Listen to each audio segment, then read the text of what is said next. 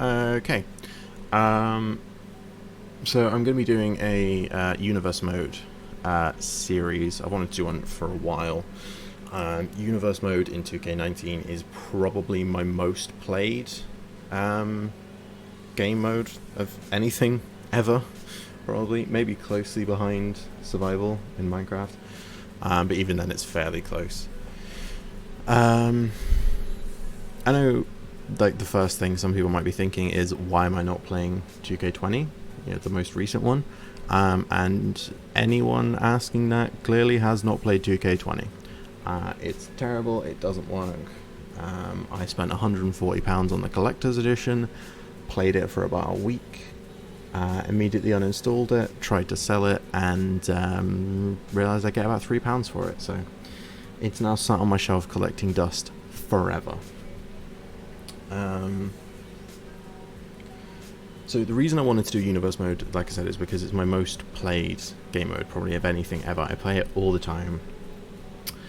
And there's not a lot of sort of content for it online, at least not that I could find. I'm sure there's a lot of kind of,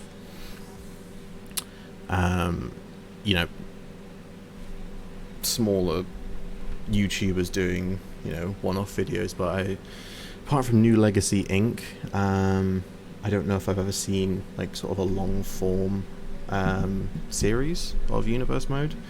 And my god, New Legacy Inc., I think the Universe Mode has been going since 2K15. So that series is going up to 6 years, I think.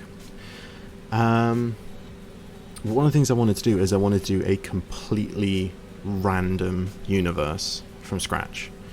So what that means is I'm going to be having 4 shows: Raw, AEW Dynamite, NXT and SmackDown. Now obviously NXT and AEW are both on Wednesday nights, so I'm probably going to put Dynamite on a Tuesday.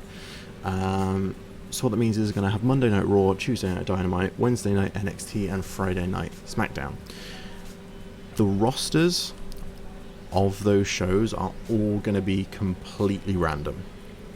I think it's 150 something roster members, all in a randomizer,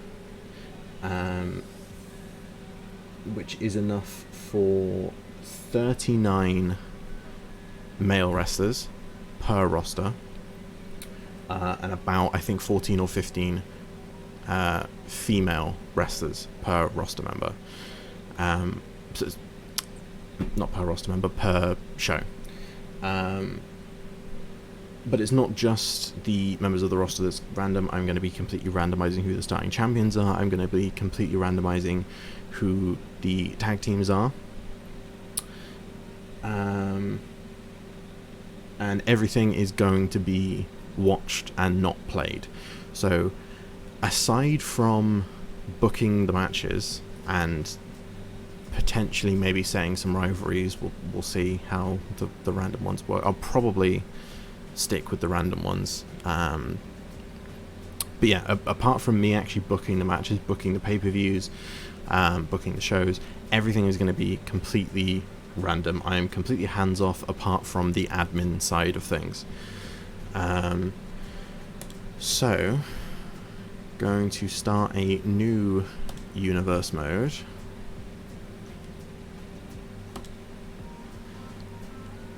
That one that's existing in slot 1 is just a test. So this first episode is just gonna be sort of the admin side of things, setting up all the random rosters. It's gonna be kind of a nice, chill, probably very, very long video. And then after that, I will have one video per show, which means Raw from week 1 is getting its own video, AEW from week 1 is getting its own video, NXT is getting its own video, SmackDown is getting its own video, as I watch through the matches. So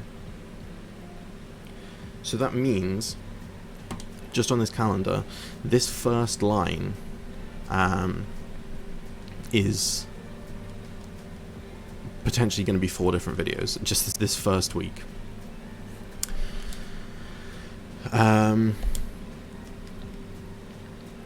So the first thing I need to do is delete 205 Live and delete SmackDown, because we're going to be moving SmackDown to Friday, and then we're going to be putting AEW in. Let's try and import a show. So everything that needs doing for this episode is, like I said, all going to be admin. I need to set up the shows, I need to randomize the rosters and then actually set them. I need to randomize the starting champions and set them. I need to randomize the tag teams and set them. I might potentially try and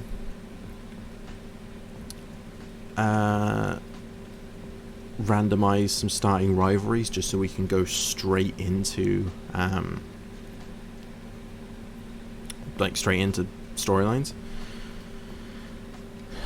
So I do have a SmackDown already existing in my shows. That would make things a lot quicker. I'm not entirely sure what the SmackDown stage looks like. Okay, so that's my custom one that has the fist. I actually really like the way that show looks, so I'm going to keep that. It's not in keeping with what SmackDown looks like currently, but to be fair, neither is Raw. Raw has changed a lot since this game came out in, I think, September 2018. So SmackDown needs a certain amount of roster members in order for me to set it and move on. So those are absolutely not finalized rosters. I just want to get it a world champion. Edit championships. So what I'm going to do is I'm going to keep the championships on each show as close to what they are in real life as possible. So currently SmackDown has the Universal Championship. I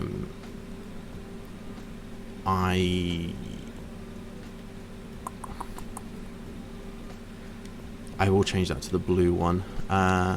Secondary Championship, SmackDown has the Intercontinental Championship,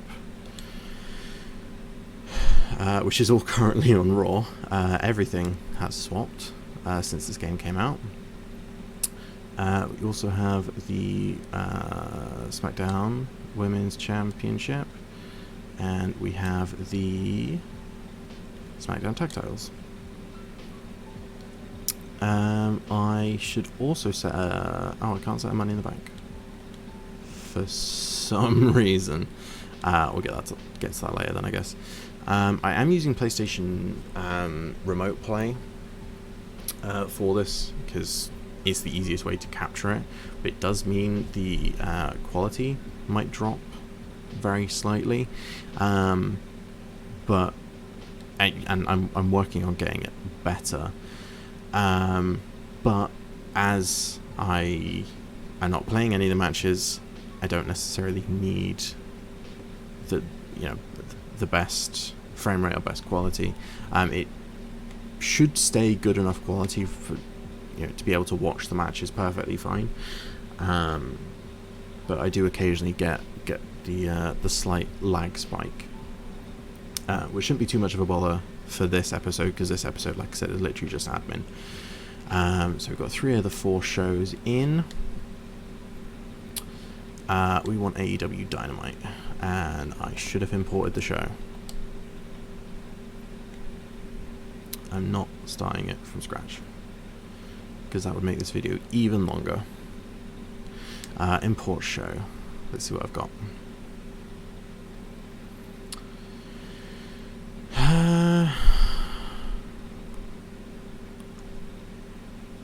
So it looks like that one's the only one. Everything else has missing images, and I don't know why, because I use those shows on my existing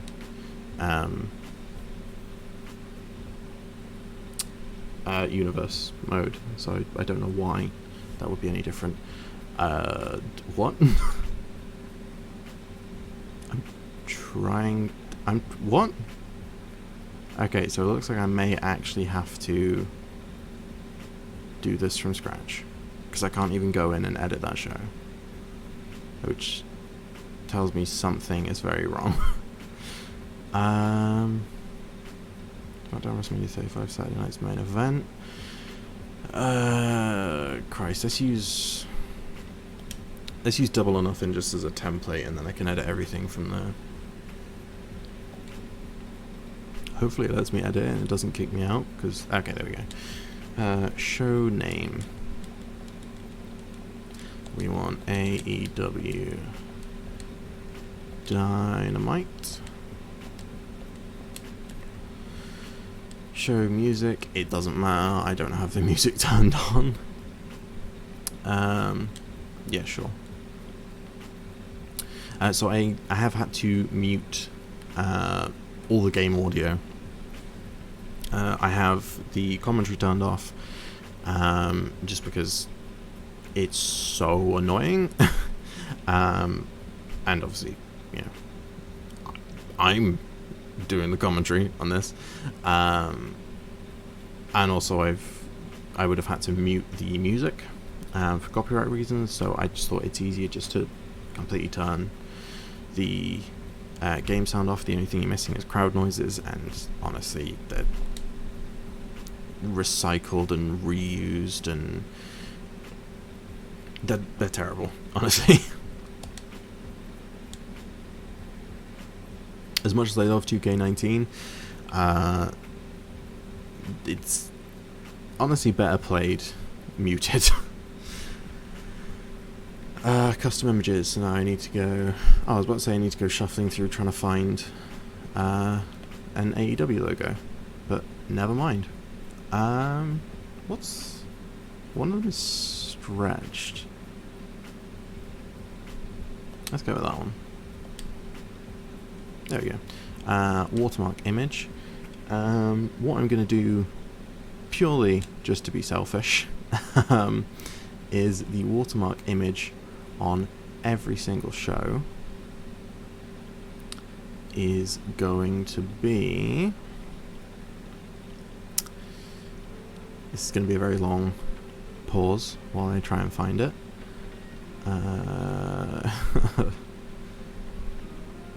It's potentially giving away some of the custom wrestlers I have installed.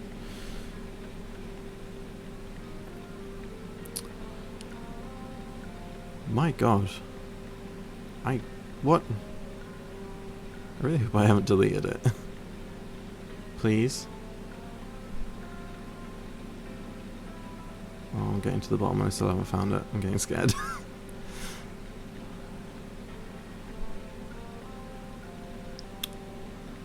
Okay, so my plan was gonna be to set my own logo as the watermark for every show. I cannot find it for the life of me. I may have uploaded it in a higher resolution than 1024 or 1024 by 512 or 512 by 512. But so whatever. It can just stay as it is. So the loading on Dynamite is very colourful. I don't think it's quite like that. It's also not as slow as that. That's not colourful at all. Yeah, no, it's definitely not that. We may have to settle for something very inaccurate. I remember trying to make an AEW Dynamite before, and it wasn't very accurate at all.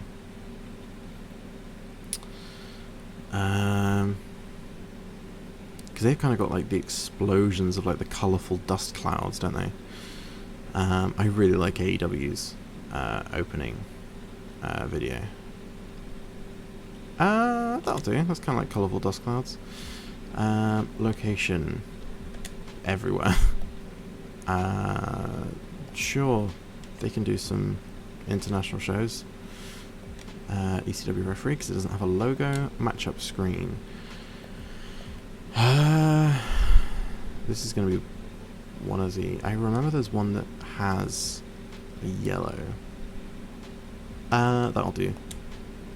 Again, it's not accurate at all, but... oh god, no. Okay, no, that's not what we want. What do we want? Not that. Neon, maybe?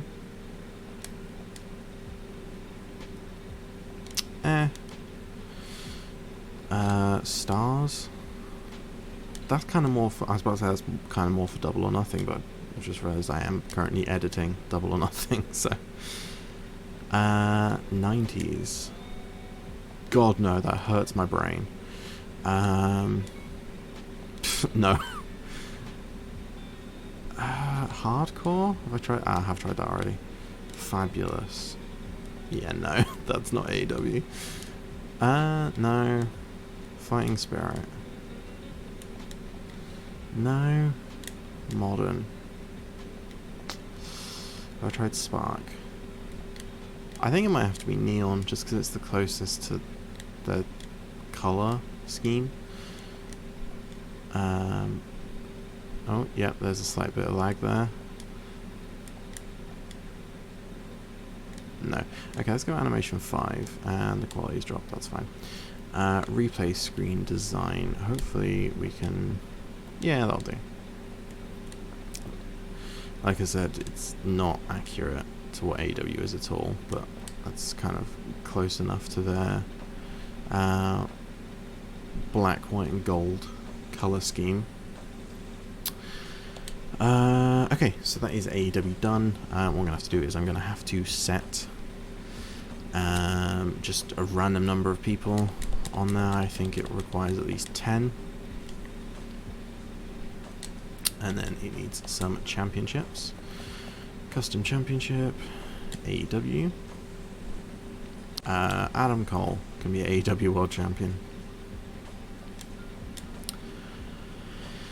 Championship, we want the... I have the TNT Championship there that I put on the black strap, but that is not what the TNT Championship looks like anymore.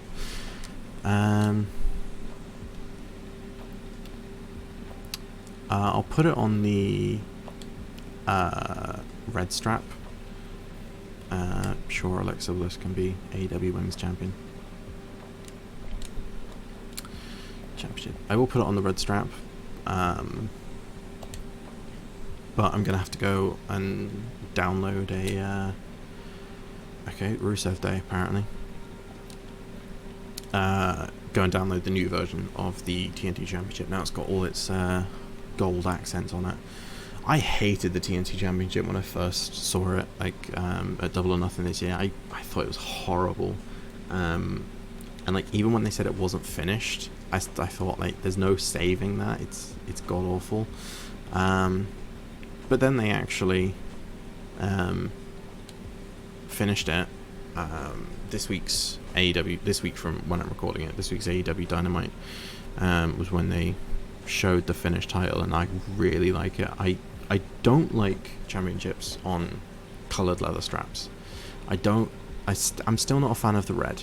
I would prefer it on a black or white strap. I think that would look really nice, but it's nowhere near as horrible as I first initially thought. I actually do like it now. And AEW gets a lot of flack for their women's championship. I really like it as well. I think it's really nice belt.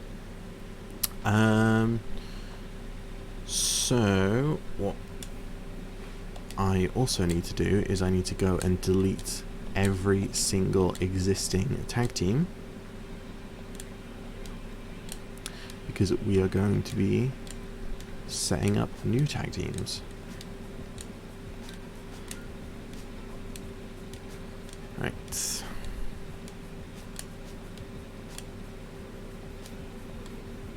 Oh, I've just disbanded Rusev Day. I think that means I've vacated the AEW Tag Championship.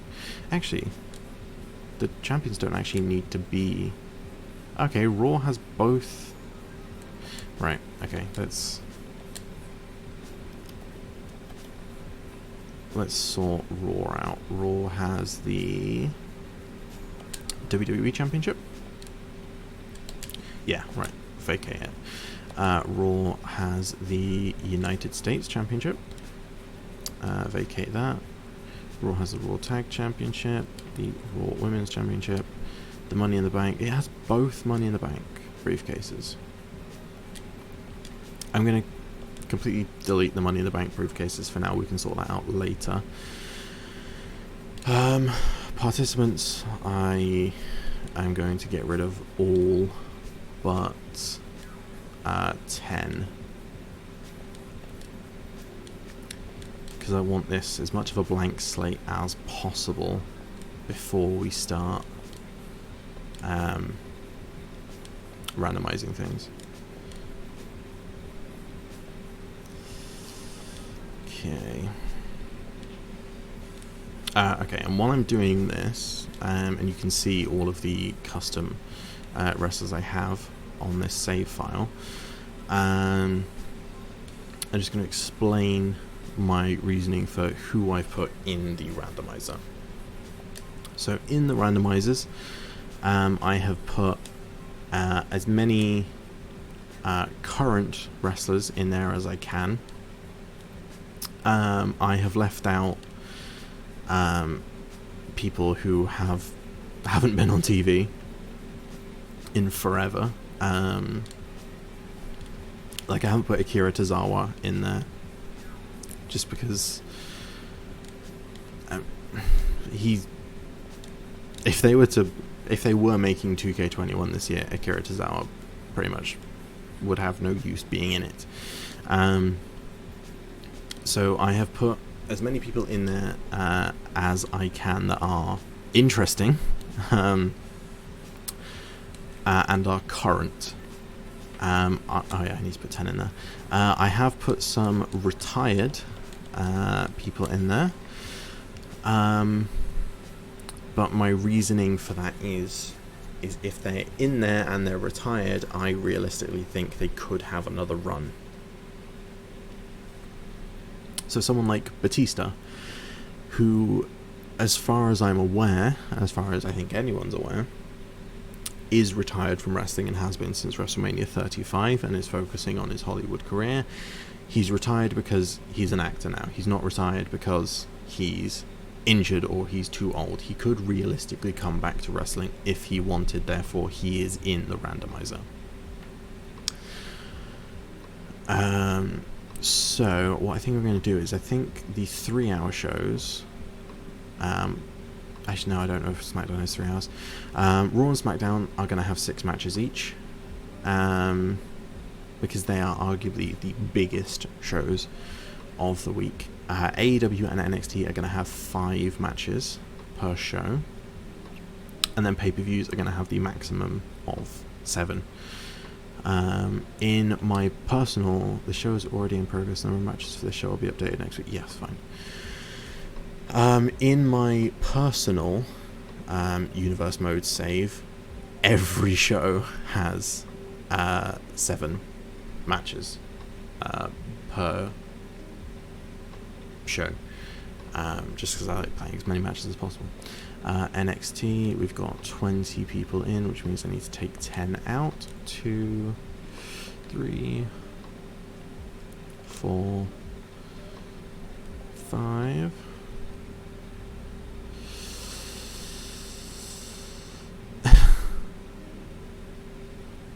Where are they? 6, 7, 8, 9, 10.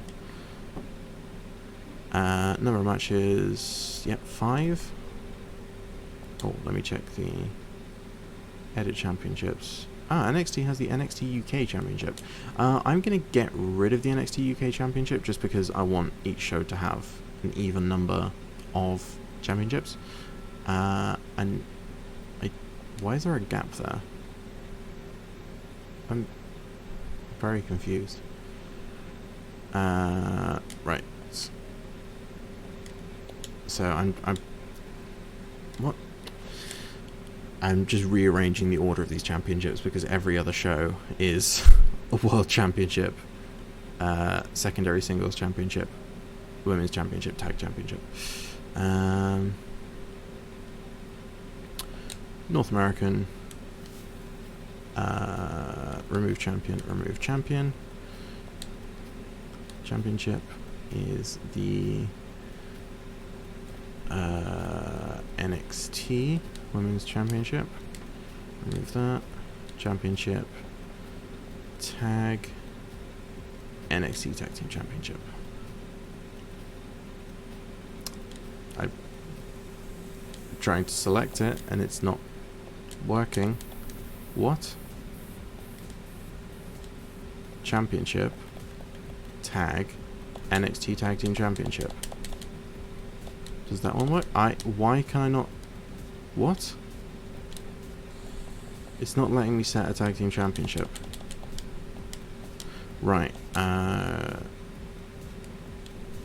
Okay, I guess I'm gonna have to leave that in the order it is.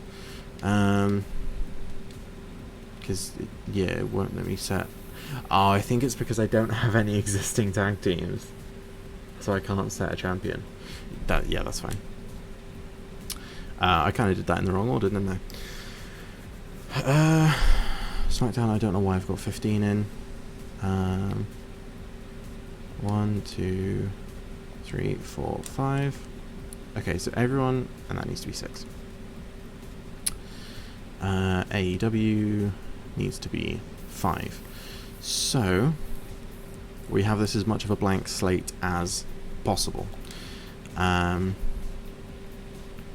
So basically what's going to happen is I am going to bring up a randomizer, which is there.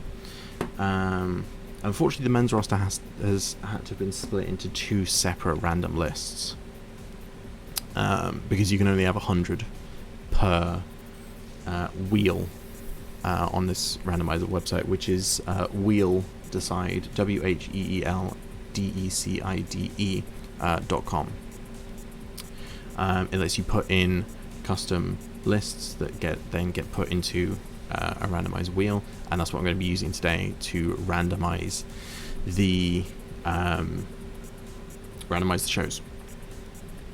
So the way I'm going to be going about it is I'm going to be going in the order of the week. So the first person that gets randomly selected is going to Raw. Second person will be going to AEW. Third person to NXT. Fourth person to SmackDown. And the reason that I said this video is going to take so long is, as I'm going to be setting their show. This recording is already at almost half an hour. And I still have the majority left to go. So, because there are 2 separate lists, I am going to be randomly flicking between each wheel, and then ticking them off as they go. So, and then what I'm going to be doing is I'm going to be using a random number generator to pick from the roster who is champion and who are tagging together. So, like I said, this video was already half an hour long, so I should get on with the randomizing. So let's bring the wheel up again. The first person going to Raw is Bobby Fish, going to Raw.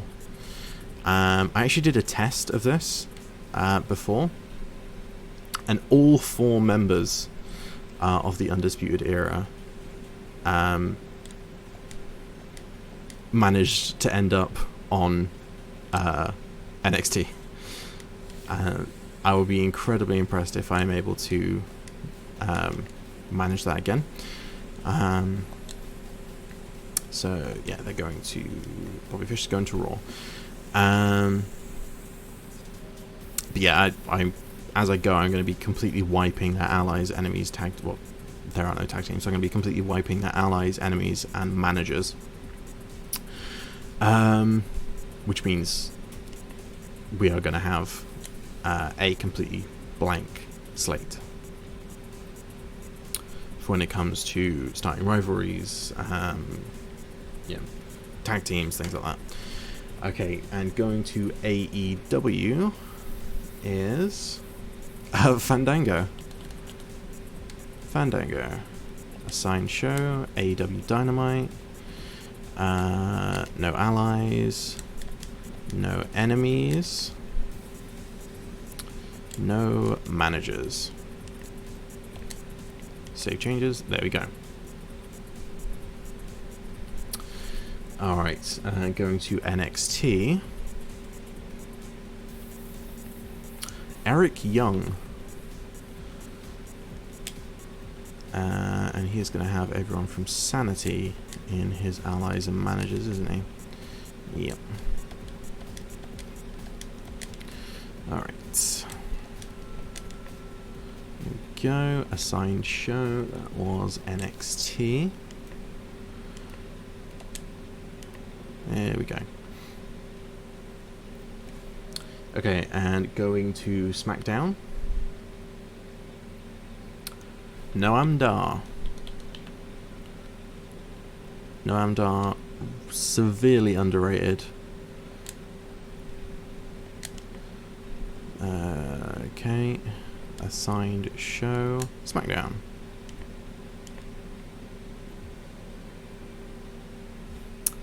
Alright, so that is one full rotation of all the shows done. So I'm going to switch over to the other wheel, which has the last few roster members. Oh, forgot I hadn't muted the wheel there. Darby Allin is going to Raw. Alright, yep, because he is a custom one. He doesn't have any allies or enemies to get rid of. God, Darby Allin would get buried on Raw. I'll stop me saying I don't like Darby Allin. I love Darby Allin. Nick Jackson in AEW. Yeah, we've got no one. So that is I think, potentially the first person we've got who's actually gone to the show they are currently at in real life. Orange Cassidy is on NXT. A lot of the custom, the creator wrestlers I'm using are from Diffract. If you are interested in getting really good creator wrestlers, absolutely look at Diffract. He's got 2 different accounts now because he actually maxed out the number of custom wrestlers on his first account. And he's got a Patreon, so go support Diffract on Patreon if you are into the creator wrestler side of the WWE games. So next person going to SmackDown, Stu Grayson. Was that a Darby Allin, Nick Jackson, Orange Cassidy, Stu Grayson? That was a full rotation of AEW wrestlers. Assigned show on SmackDown. Right, switch back to the first wheel. So on Raw, EC3. I'm sorry to send you back to Raw, EC3.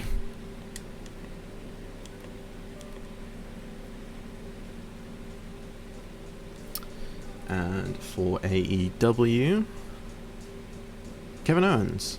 God, I would love to see Kevin Owens in AEW. AEW.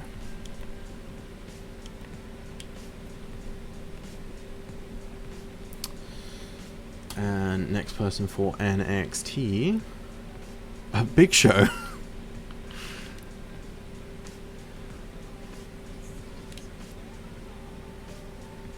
Big Show in NXT would be interesting. Assigned show NXT. Actually, I need to check if NXT counts as a minor show. I don't think it should, because I haven't edited it. I don't know. Next person for SmackDown, Titus O'Neil. That might be another one for someone going to their existing show, but who knows with Titus O'Neil, honestly. Titus O'Neil is on SmackDown.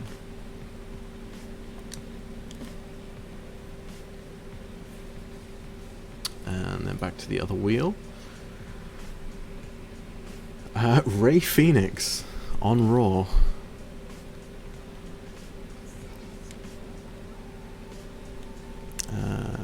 Minus show appearances. I don't know if that changes anything, but I think everyone else has been off.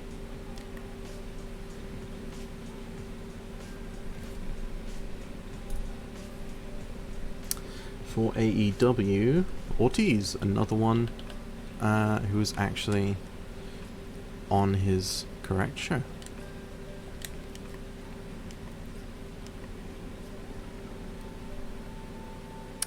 Alright, and for NXT, Hiromu Takahashi in NXT. Yep, nothing to delete.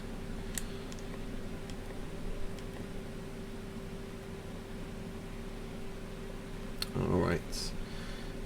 And for SmackDown, Marty Scurll. Where is he? There he is. Yep, nothing to delete. And he is on SmackDown. Okay, back to the first wheel, and next for Raw, Heath Slater. Anything? Oh yeah, he's gonna have Rhino, isn't he? There you go.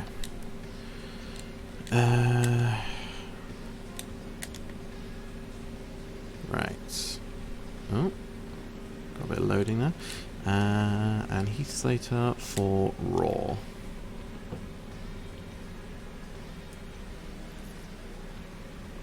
Okay, and next person for AEW,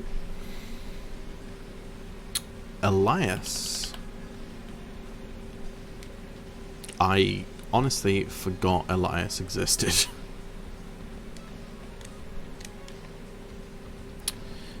Assigned show, that was for AEW, wasn't it? Yes, it was.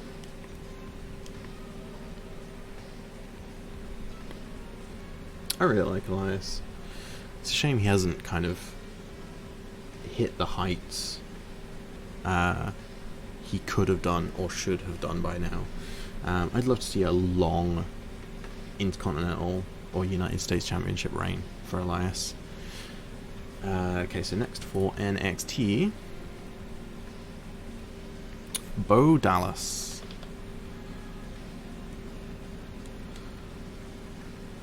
And yeah, we've got the B team to delete. See, that's one of the things I dislike about the way the kind of admin side works in this, is that you can delete a tag team, but they're still managing each other. So even if you want to completely get rid of a tag team, you still have to go in and delete their managers, because they're still, like, the game still technically wants to force them to work together for some reason. Next person for SmackDown. R-Truth. Sorry, Truth, the 24/7 championship isn't in this game. And I could download it, but it would be a pain in the ass to set a backstage brawl match every week on SmackDown for the 24/7 championship. So that's the last one in that rotation. So let's go back to the second wheel. And next one for Raw. We have Keith Lee. Yeah, because he's custom, we have no... we have nothing to delete.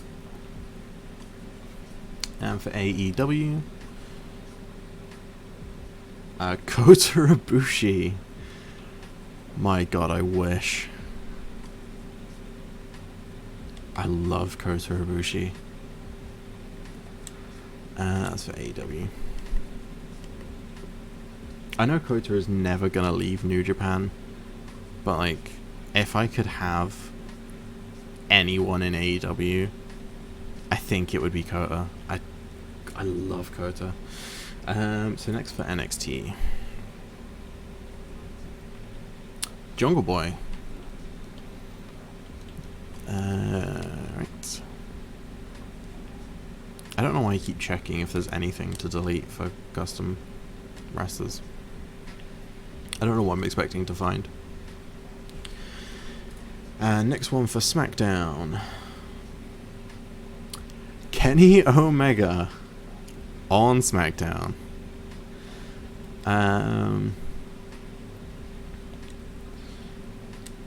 Now, if you follow SXE Wrestling on Instagram, it may be fairly obvious that Kenny Omega is my favorite wrestler of all time. Yeah, the first SXE match spotlight I posted on Instagram was Omega Okada 4. I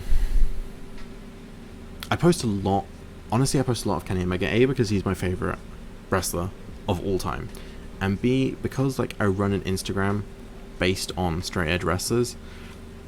It's very easy for me just to post CM Punk stuff non-stop.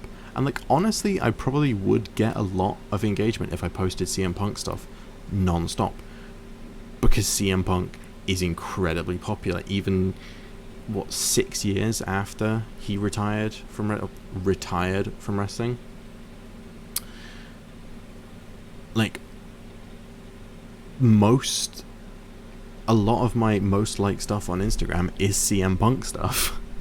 So I kind of try and balance that out with, you know, if I'm just posting like a generic thing, I'll try and post something, like I will post CM Punk, but I'll try and mix it in with like Kenny Omega, Young Bucks kind of stuff. So I do end up posting quite a lot of Kenny Omega stuff, mostly because I'm trying to avoid just posting CM Punk, but also because I love Kenny. I love Kenny so much. Yeah, go follow SXE Wrestling on Instagram. And Kenny Omega is now on SmackDown. So next person for Raw, Seth Rollins. It's another one who is going to the correct show. He is still champion. I guess I didn't vacate the championship? I'll do a little bit cleaning up everything. I mean, the championship's going to be completely randomized, so, you know, he's not going to be champion anyway. But isn't the Intercontinental Championship supposed to be on SmackDown? Yes, it is. Edit Championships and Money in the Bank. Oh, okay. I didn't vacate the championships. Alright. Back to Superstars. Okay. Next one for AEW. I guess I didn't vacate AEW championships either. Cedric Alexander is going to AEW. Honestly, I can kind of see that. He's incredibly talented, incredibly underused in WWE. I can't see Cedric staying in WWE for the rest of his career. Maybe not necessarily going to AEW, but just not staying in WWE. I think he's incredibly undervalued in WWE. Next for NXT.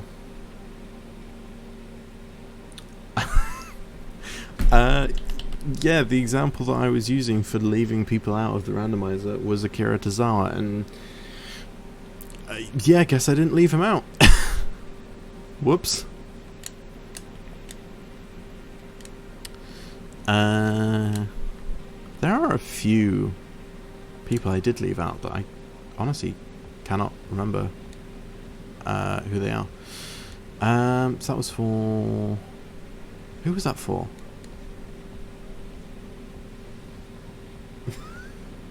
NXT. Yeah, because Cedric Alexander just went to AEW. Yeah, right, okay. You may have noticed there that the numbers are out of whack, but that's because there are still some people on shows that needed at least 10. So the numbers will hopefully all balance out by the time it's done. So next for SmackDown.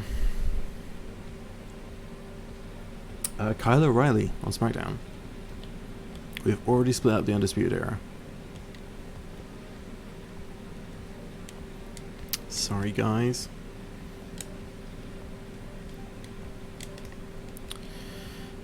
Managers. Assigned show. SmackDown.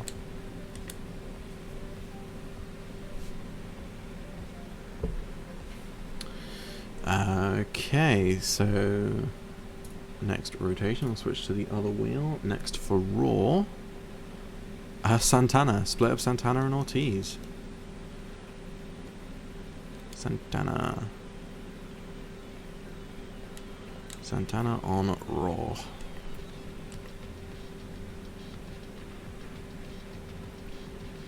Next for AEW,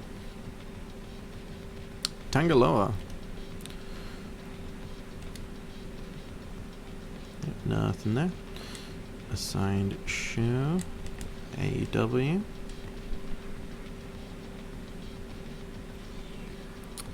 Next for NXT, Tamatonka.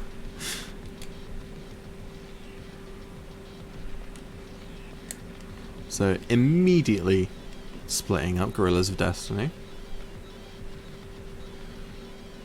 Next for SmackDown, Zack Ryder, who is now Matt Cardona, who is on AEW. Apparently he's got a very short contract with AEW, which is slightly disappointing because I really enjoyed him teaming up with Cody, and I think once Cody drops the TNT Championship, I can see a tag team run for Matt and Cody.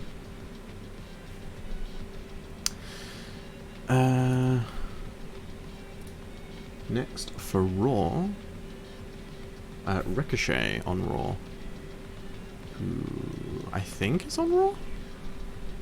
I don't think he's been moved to SmackDown. He's definitely not on NXT anymore. Same show on Raw.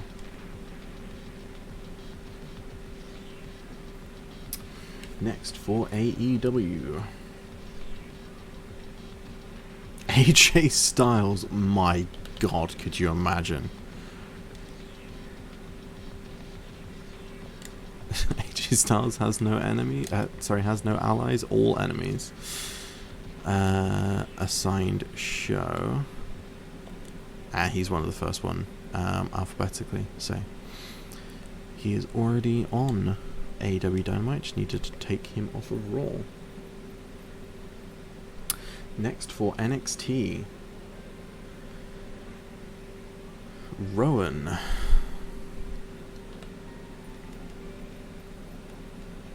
So with Big Show and Rowan, NXT is now the land of giants.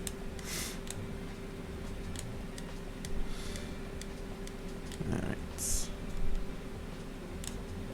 It's funny that Daniel Bryan is by default in Rowan's enemy list,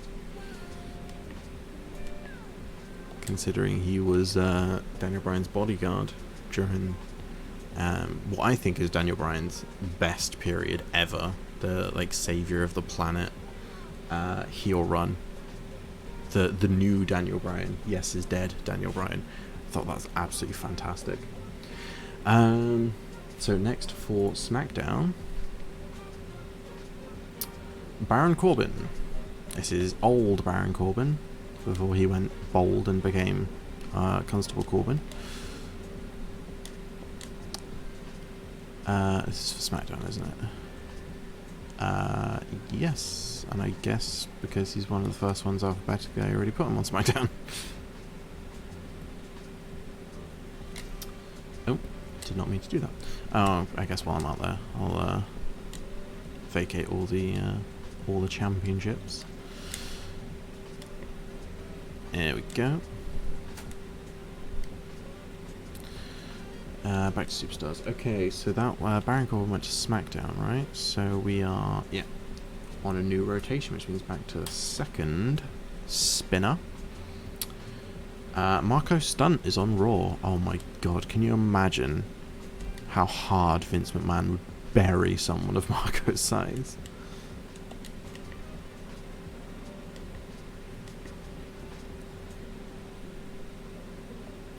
Alright, next for AEW, Isaiah Cassidy.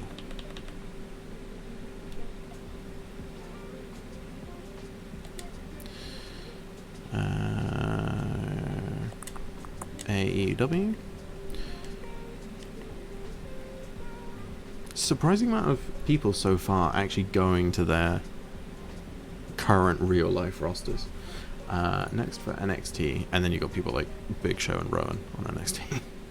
Buddy Murphy on NXT. Buddy Murphy, not actually an official part of this game, despite the best kept secret being an entrance. Yeah, I don't understand it either.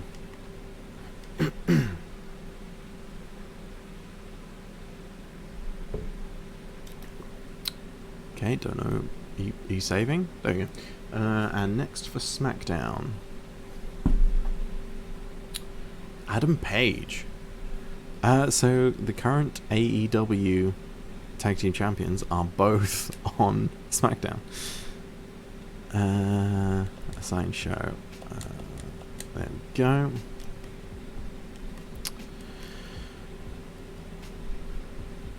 Alright, and next rotation. So back to the other wheel. Next for Raw, Cassius Ohno, Chris Hero.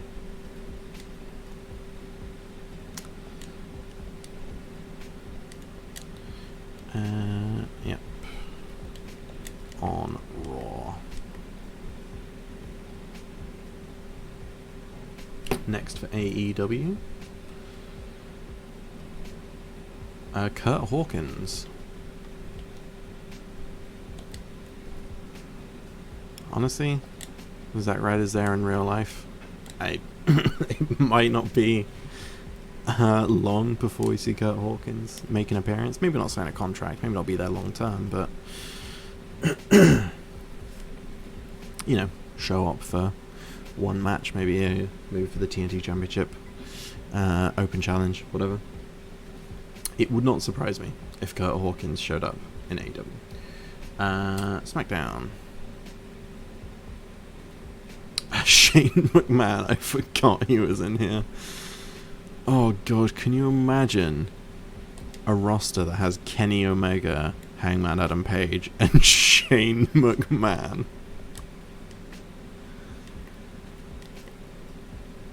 Oh, the greatest wrestler in the world, and Kenny Omega. Next for Raw, Hiroshi Tanahashi. The ace of Monday Night Raw.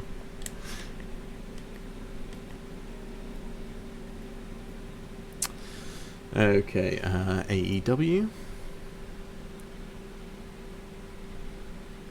Wardlow, another one going back to the correct roster. AEW.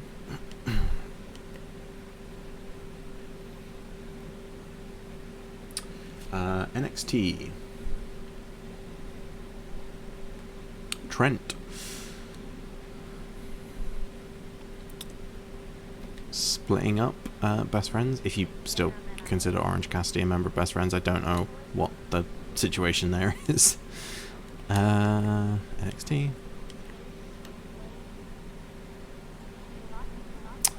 SmackDown. Ty Dillinger. Ty Dillinger going back to being Ty Dillinger instead of Sean Spears.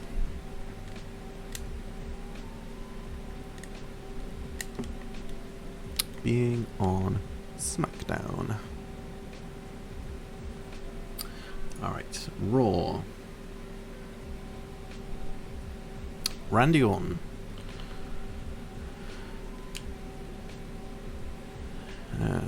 Okay. Randy Orton on Raw. I think Randy Orton's really overrated. I know a lot of people love him, and like I get it. His early career is fantastic. I think he's one of the most boring in-ring performers I've ever seen in my life. AEW, no way, Jose. There he is. It is funny seeing, like what the default enemies list is, because like apparently at some point Mojo Rawley and No Way Jose feuded. Sure. NXT Goldust.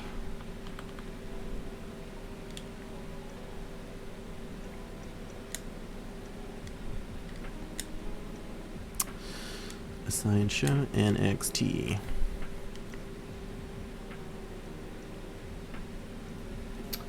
SmackDown. Christian.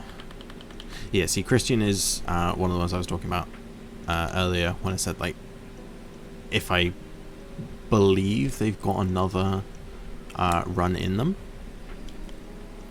then they're in there. Because I know people have been kind of waiting for a Christian return at some point. And now we have Christian returning to SmackDown. Raw. Evil Uno going to Raw. I cannot remember where Stu Grayson went. I think Stu Grayson went to NXT. Evil Uno. Assigned show Raw.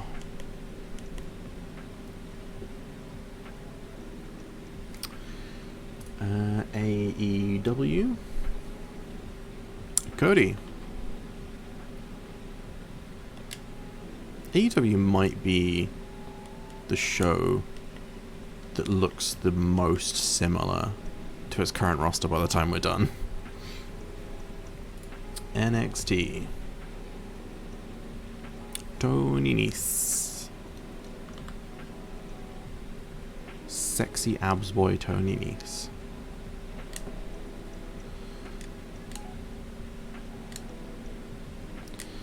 And he is on NXT.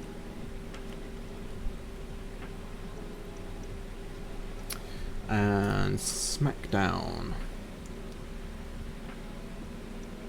Luchasaurus on SmackDown.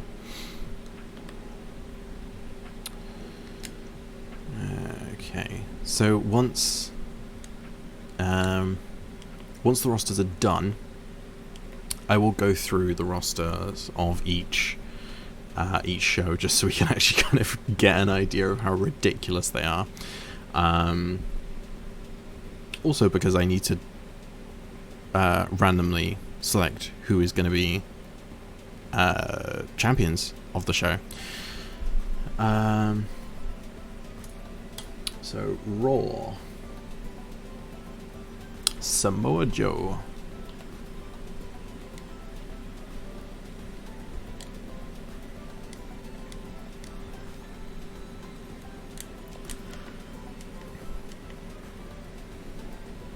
I wish they'd had Samoa Joe have a WWE Championship run. I think he would have been fantastic.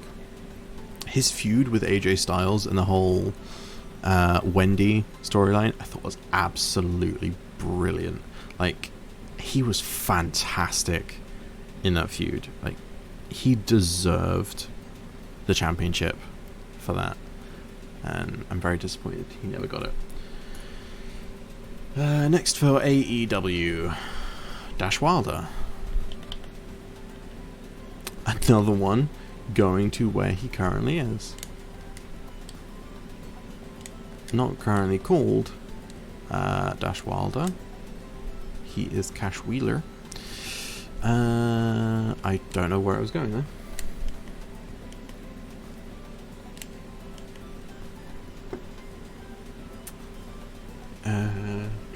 Next for NXT, Shelton Benjamin. I would love to see Shelton Benjamin have matches with a lot of the NXT roster.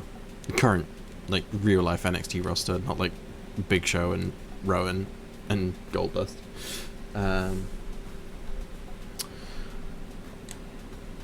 But yeah, if Shelton Benjamin actually ended up in NXT in real life, like, with their current roster, God, there are some 5-star matches that are just waiting to happen. SmackDown. The Miz. Where are you? There you are. Just enjoying the slight changes between The Miz and The Miz 2010. Anyway, The Miz on SmackDown.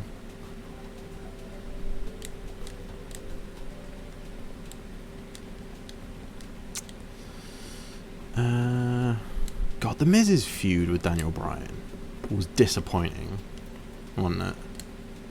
When Bryan returned after, like, was it 5 years of being injured? 4 years, 5 years, whatever it was. After he returned and, like, they kind of started up the feud with The Miz again that they started on Talking Smack, like, that could have been amazing. And it's such a shame that the Miz and Daniel Bryan feud is so forgettable, because it had so much potential to be incredible. Next for Raw, Trent Seven, possibly splitting up Mustache Mountain, depending on where Tyler Bate goes.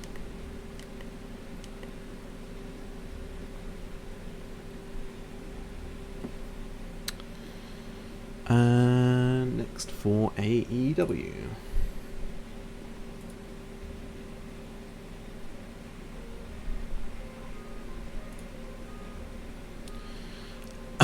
I did not see that immediately.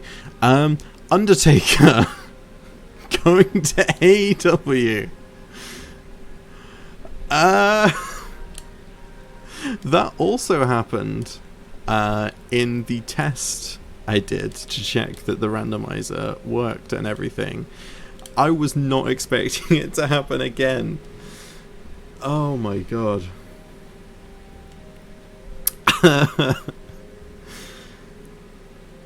Oh, okay. So we can have a rematch of AJ Styles and Undertaker's Boneyard match in AEW. Oh my god. Okay. NXT. Tyler Bate. Yep, splitting up Mustache Mountain. That's good, because Tyler Bates' Titantron, or like his screen on the entrance, is just the NXT logo. It really annoys me when he's on any other show other than NXT. So there we go. I'm still getting over The Undertaker on AEW. I cannot wait to see that. SmackDown. Kenny Omega and Kazuchika Okada are both on SmackDown. I'm very happy right now. Omega Okada 5 happening on WWE TV, and The Undertaker performing in AEW. This universe is amazing. We haven't even had a show yet. Next for Raw. Curtis Axel.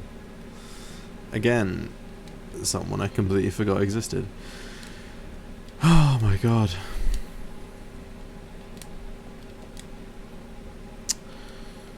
Raw.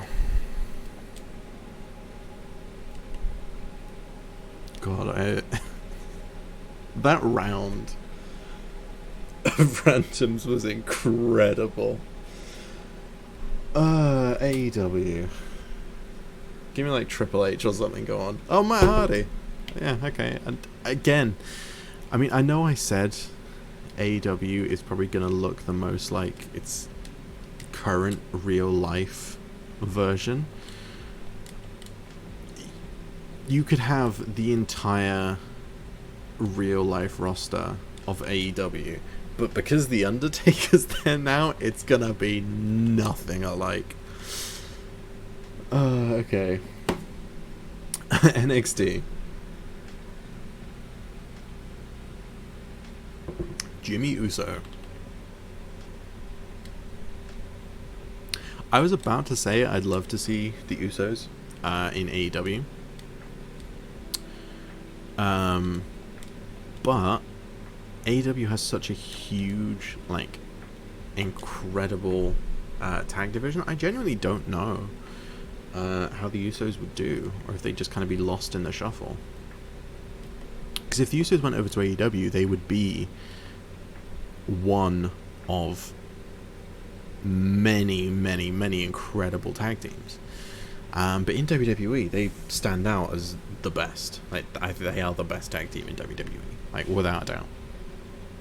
I put them on AEW, didn't I? I meant to put them on NXT.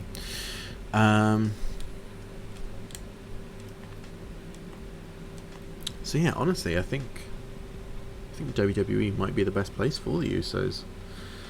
Hold on, that was NXT, wasn't it? Oh god, I'm lost. The Undertaker threw me off. Yeah, because Matt Hardy went to AEW, Jimmy Uso NXT. Okay, and now we're on SmackDown. Mike Kanellis on SmackDown.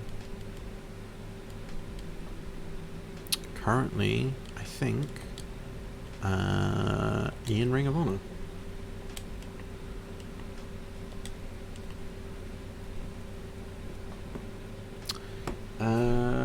And next for Raw, Jon Moxley going to Raw.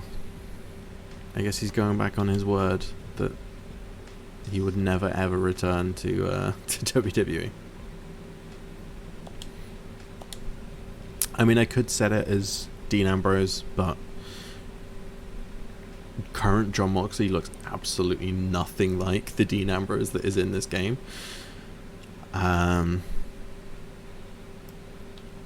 Like, that unrecognizable as the same person. Anyway, next for AEW, MJF again going to the correct roster.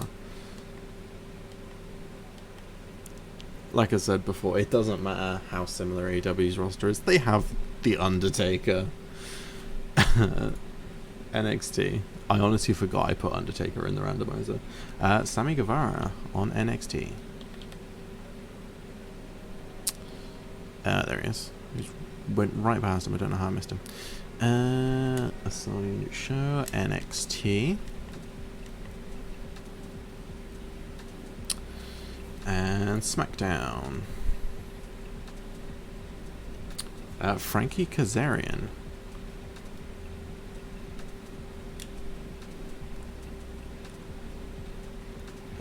Assigned show, SmackDown. Frankie Kazarian's got hair again now, I think. They've kind of been showing him like in the crowd on episodes of AEW Dynamite. Like I didn't recognize him as first because I think he's grown his hair again. I think. I might be talking crap. Like Raw. Scott Dawson. Was Dash Wilder? Did Dash Wilder go to Raw as well? Assigned show, Raw. I'm gonna check because I might have randomly had both members of oh no, Dash Wilder went to AEW. Yeah, that's right. So yeah, the Revival split up. AEW. Next we have Bobby Lashley. I loved Bobby Lashley as a kid. Absolutely loved him. Like, kind of WrestleMania 23 era Bobby Lashley. I thought he was fantastic. And, like, looking back on it now, Bobby Lashley is so boring. He has no charisma. He has no personality. He's just a big dude. Yeah. Vince McMahon loves big, sweaty men. NXT. Oney Lorcan. I love Oney Lorcan. Oney Lorcan deserves so much better. Why is Oney Lorcan already in NXT? Oh, yeah, NXT was one of the ones that I didn't like select the first ones alphabetically. Yeah, okay. He's already there. Next for SmackDown. John Cena on SmackDown. God, if John Cena had gone to AEW, we could have got John Cena versus The Undertaker in AEW. Oh, I would have lost it.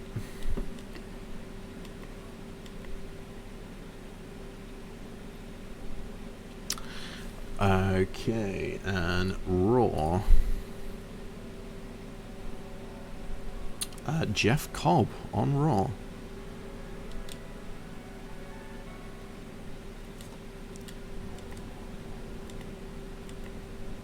I know he was only there temporarily as like a kind of guest appearance, but I would love to have seen Jeff Cobb do some more in AEW. Speaking of AEW, Christopher Daniels is going to AEW where he currently is. I am sick of AEW getting the right people.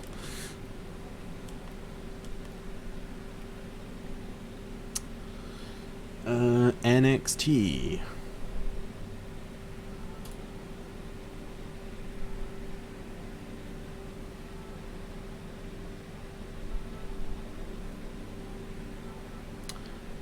Jay White on NXT.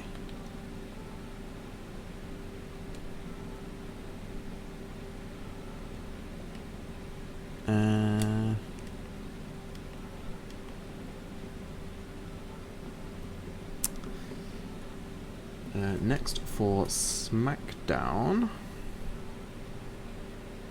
TJP. Again, someone I completely forgot existed. Apparently, he's a complete arsehole. I don't know how much I believe about like the backstage rumors of WWE though.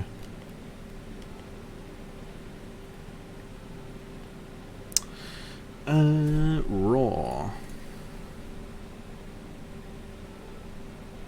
Rusev.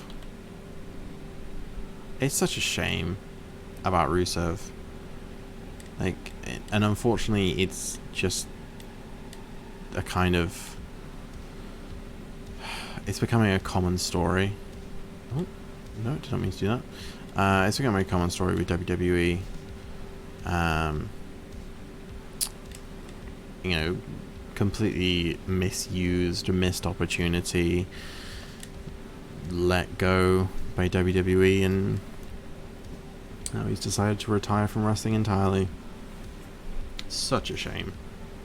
I think Rusev could have been a brilliant world champion, whether that was Universal Champion, WWE Champion, or maybe even just like a long run with the Intercontinental Champion, like face run, because I know he had the United States Championship, but that was back when he was playing the stereotypical foreign heel crap.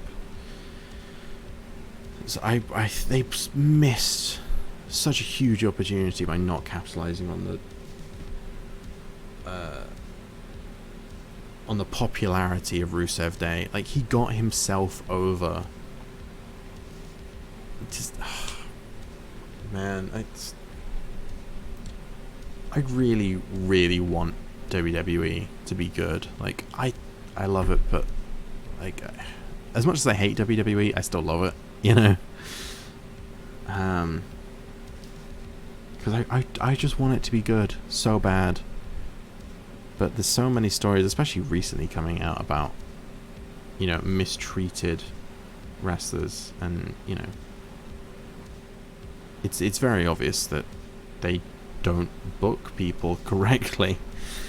I think Rusev is just a prime example of that, and I feel so bad for the guy. AEW. Motor Rawley going to AEW.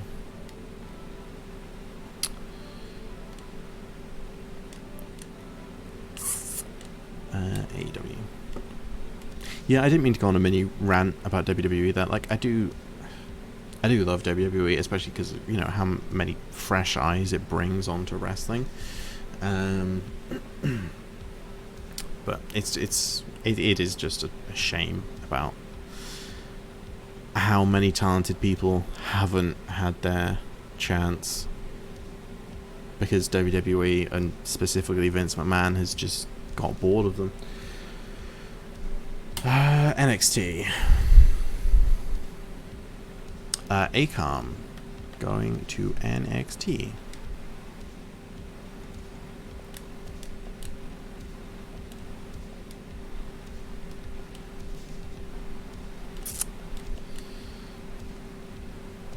Sideshow NXT.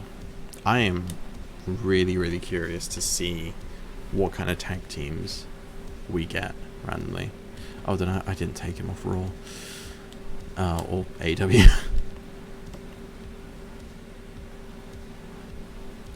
SmackDown. Kane.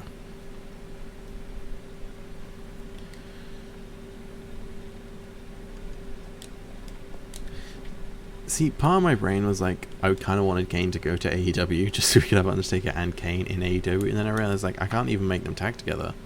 Like, the tag teams are completely random.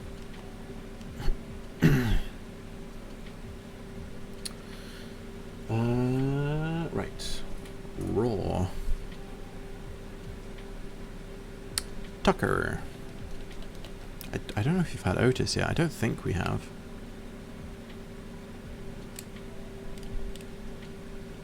Maybe we have. I don't know. It's been almost an hour and a half. I can't remember what's happening. So Tucker is on Raw.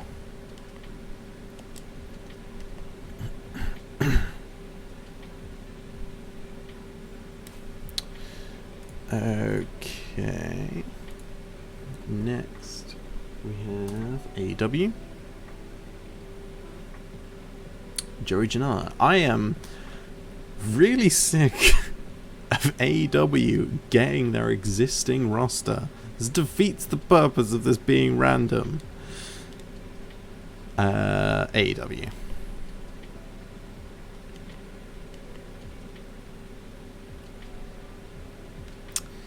NXT. Brian Cage going to NXT. Brian Cage. Nothing to delete.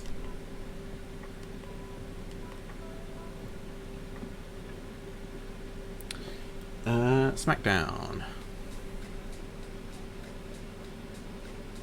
Chuck Taylor with an extra C in there for some reason. I think I was very tired when I was typing this. Was it SmackDown? SmackDown.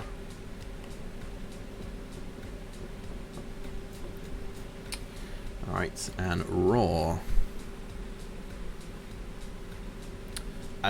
Again, I was very tired when I typed these. Don't judge me. Pete Dunne, or Pete Dunner, is on Raw.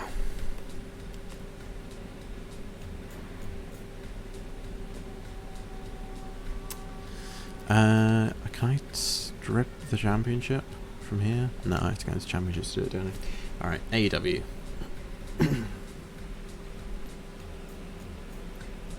My god, that is 3 in a row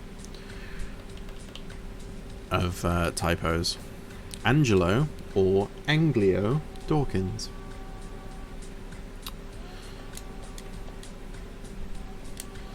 Allies. What was this? What this is for AEW, right? Yeah, because Pete Dunne was on Raw. The typos are throwing me off, and then my own typos. NXT. Otis, there we go. We hadn't had Otis. Oh, there he is. I went right back. Oh, he's already on NXT.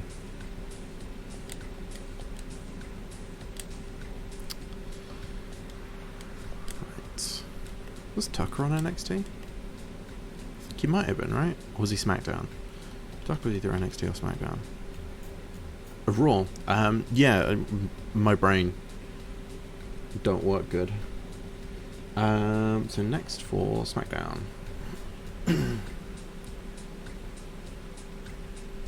Daniel Bryan on SmackDown.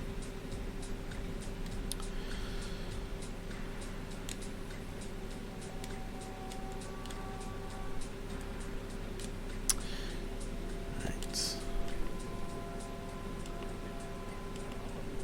I've been trying to catch up on some matches that I missed during the time I wasn't watching wrestling, because I stopped watching wrestling in 2009 and kind of came back into it in late 2016, early 2017. So yesterday I watched CM Punk versus Daniel Bryan from Over the Limit 2012. That match is so good. It's not a match I've heard mentioned very often, but I saw a match featuring Daniel Bryan and CM Punk, and immediately I'm in. Why have I not heard about this? And my god, it's amazing. Yeah, definitely expect a SXE spotlight on the Instagram and Facebook about that match in the future, because god, it's good. Raw. Scorpio Sky. I believe that is every member of SCU put on rosters now. Let's check what they are. So we've got Scorpio Sky on Raw, Frankie Kazarian on SmackDown. I think Christopher Daniels was on AEW. Yep, completely split up the SCU. Right, AEW. Xavier Woods. I guess would be going back to Austin Creed or Consequences Creed if he went to AEW. Probably Austin Creed, that's what he's known as on Up Up Down Down in Twitter. This is AEW, wasn't it, as well?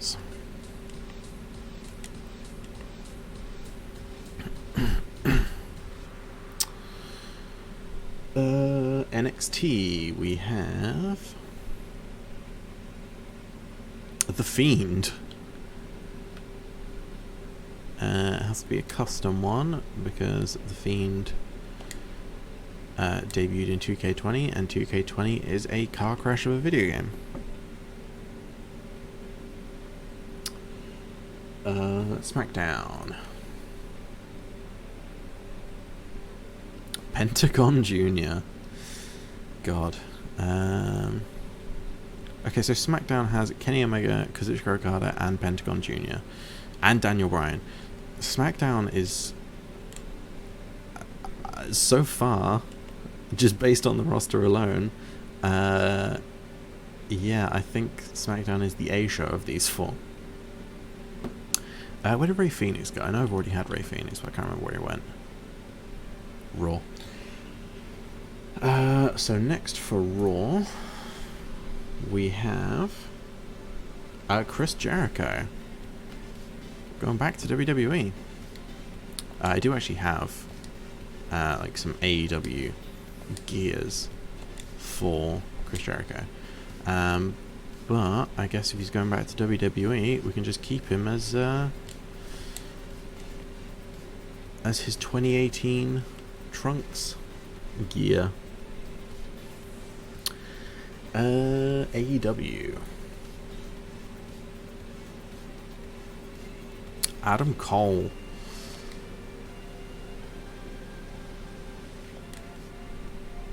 I think we've only got 2 members of like what used to be the Bullet Club on AEW. We've got Cody and we've got Adam Cole.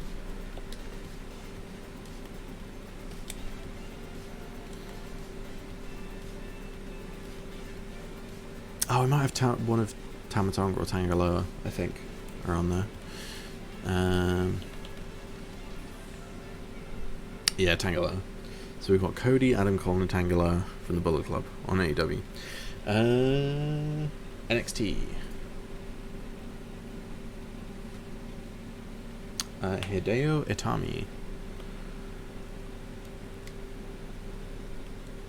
Again, just another not as sad story of someone being vastly underestimated and underutilized in WWE, but like, how can you sign Kenta and not use him? I'm not going to go on another rant about WWE, but my god, he's Kenta, for Christ's sake. Aiden English on SmackDown. What? Oh, I've already gone past him.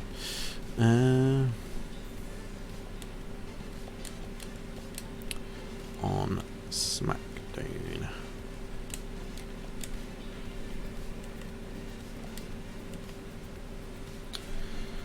Alright. And Raw, we have Pac, both Chris Jericho and Neville going back to WWE.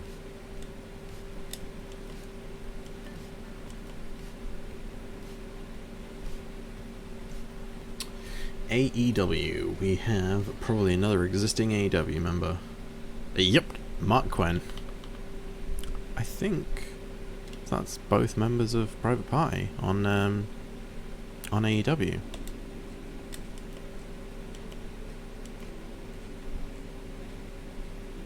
Because I think Isaiah Cassidy was on there as well, right? Yeah. Can't make them team unless they're randomly selected to team. NXT. Triple H on NXT. I mean, he runs it, why not? Signed show, NXT.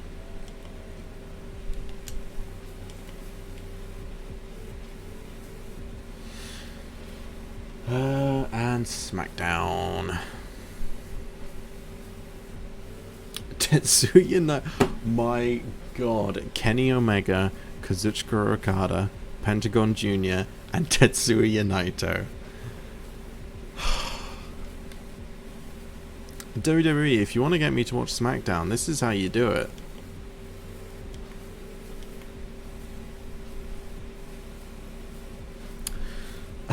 Okay. Raw. Cesaro. Now, I know I said with Chris Jericho, I don't know if I already said it, but I thought it, at least my brain's broken, that I'm going to be leaving as many people as possible in their default gear. But because I've broken up the bar, I'm not having Cesaro in his bar gear. So I made him some generic non-the bar gear.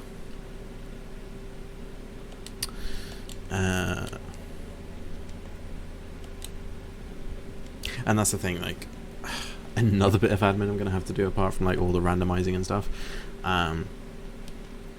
is if wrestlers teaming together don't look good together, they don't look like they fit together, I'm going to have to go and create some alternate attires for them so they have matching tag team gear. I'm going to avoid doing that as much as possible because I'm almost at my maximum number of custom wrestlers, so I'm only going to do that if I absolutely have to. But I will be creating, like, tag teams, custom entrances and stuff, just so not everyone has the generic one. Anyway, AEW. Braun Strowman in AEW.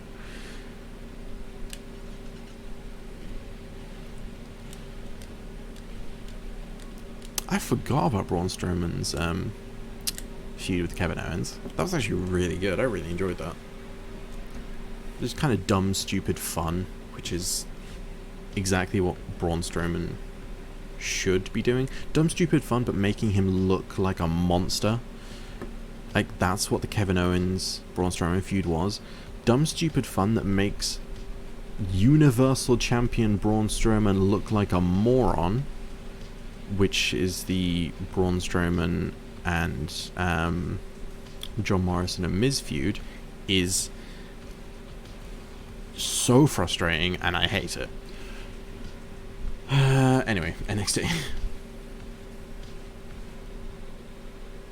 Chad Gable.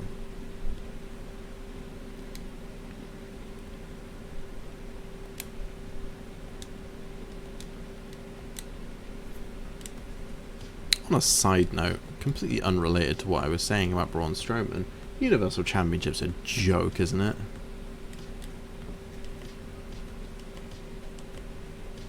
Like, Braun Strowman won it from Goldberg, who won it when he was, 54? Who took it from The Fiend, burying The Fiend, ruining The Fiend's character. The Fiend took it when he didn't need it, and they booked themselves into a corner, because they needed The Fiend to drop the championship, but they didn't want The Fiend to lose. So they did it in the worst way possible, having a 54-year-old man bury him. Like, Brock Lesnar, the absentee champion, had it for a ridiculously long amount of time, and we never saw it on TV. Like,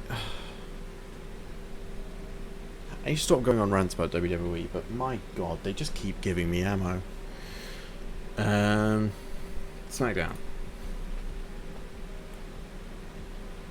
Kurt Angle. He's not one of the ones that, like, I think realistically could have another run in him, but, like, I just wanted to use Kurt Angle, you know? I can pretend he can still go like it's 2006. Right. Raw. We're almost done with the second wheel. Tyler Breeze on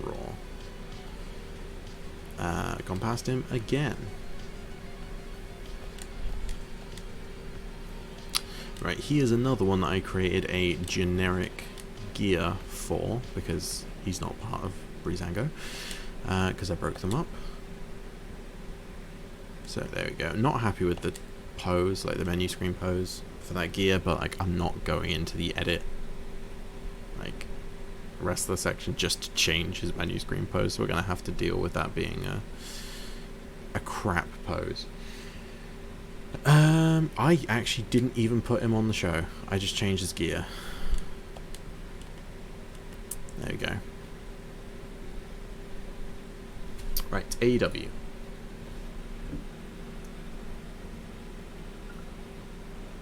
Matt Riddle. I think he'd do well in AEW.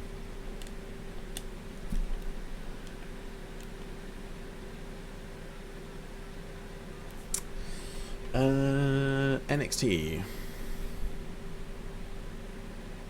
Tommaso Ciampa, where he belongs. Again, someone that's not actually in the game.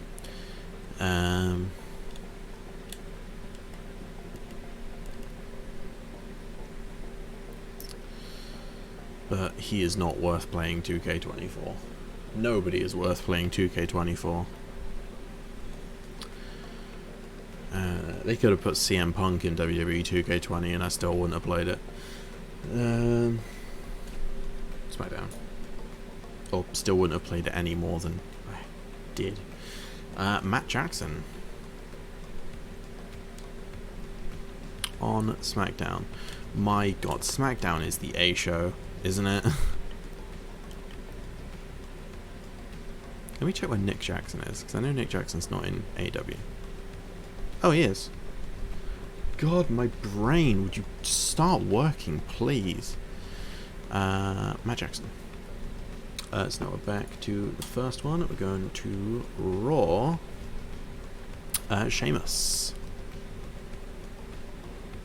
So after saying Sheamus and Cesaro probably aren't going to be together, Sheamus and Cesaro are now both on Raw.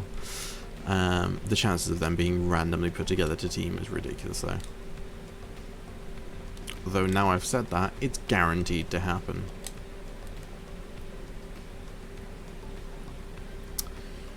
AEW.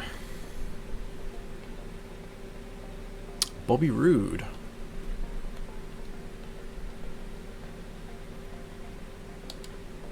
Former Impact star. I can honestly see Bobby Roode realistically going to AEW at some point.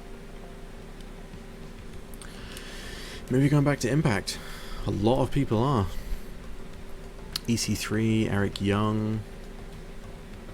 A lot of people recently released by WWE that are former Impact stars are going back to Impact. And after Slammiversary, I think Impact are heavily reintroducing themselves as a competitor in the kind of mainstream wrestling market again. NXT. Luke Gallows.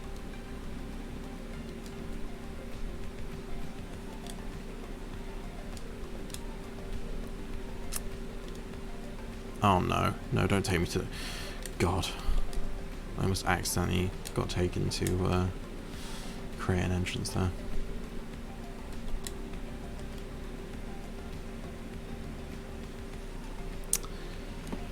SmackDown. Finn Balor. Oh, Finn Balor and Daniel Bryan on the same show. Yes, please. Finn Balor, Daniel Bryan, Kenny Omega, Kazuchika Okada, and Tetsuya Naito, and Pentagon Jr. I cannot wait to play SmackDown.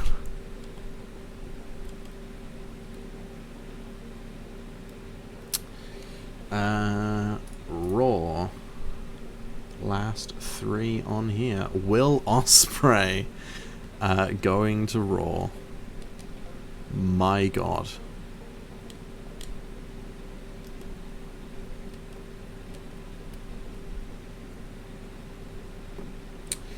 AEW. I'm sorry, what?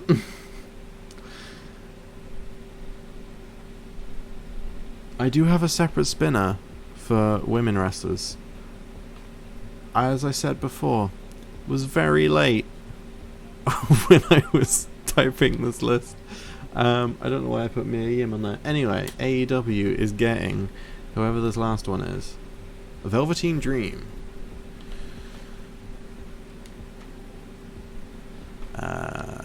AEW.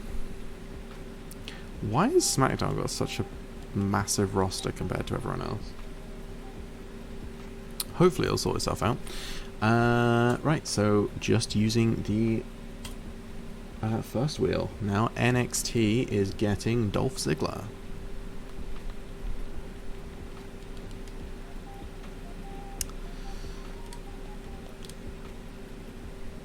Kind of forgot about Dolph Ziggler and Drew McIntyre teaming together. Come on, NXT.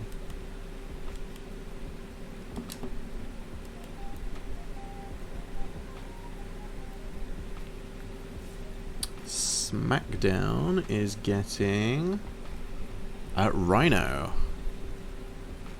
Rhino went back to Impact, didn't he? There's another one. Oops.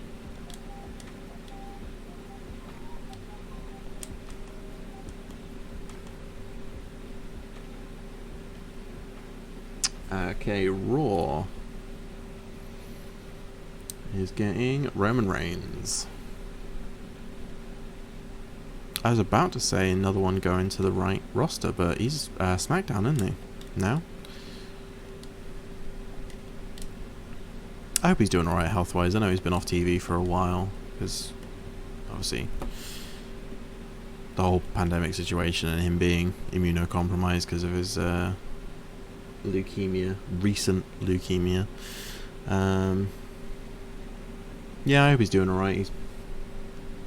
He's been off TV for a while, and I really hope he doesn't, because I know after he came back from leukemia, he understandably kind of had to battle his way back to the top spot, and you know, the moment he was due to take his Universal Championship back, he had to drop out. So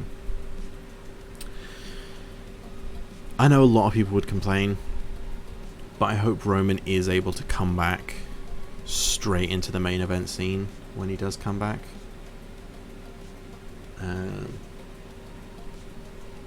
I just think he's been through so much recently, and he's had so much shit from audiences and crowds and stuff, that like after all the work he's put in, you know, not just for the business but also everything he's been through health wise,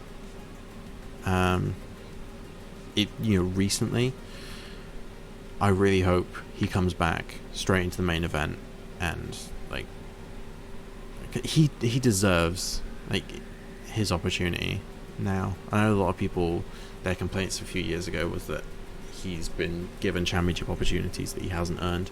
I don't think anyone can argue that he hasn't earned it now.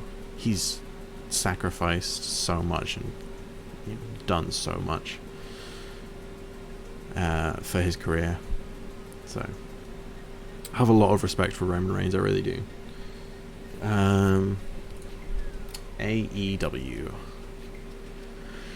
Drew McIntyre in AEW. Current real-life WWE champion.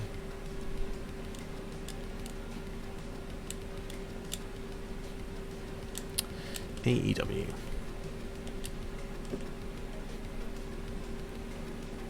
God, if I randomize the champions and Undertaker is AEW champion, I'm gonna be so happy. Batista going to NXT. If AEW is the roster that looks most like its current self, NXT is the one that looks least like its current self. Big Show, Rowan, Batista.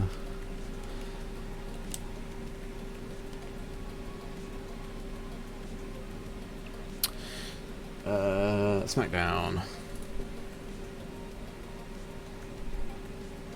Razar going to SmackDown.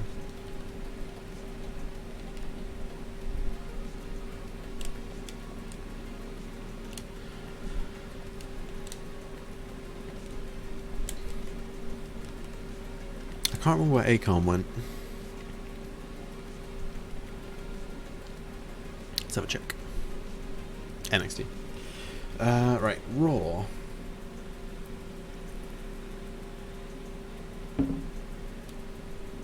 Kofi Kingston.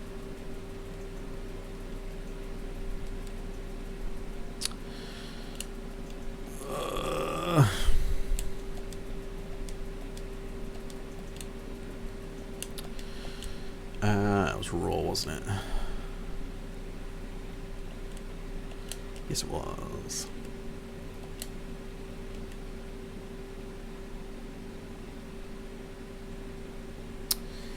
AEW. Hansen, who is now Ivar, I think. I don't understand why they changed their names. I really don't get it.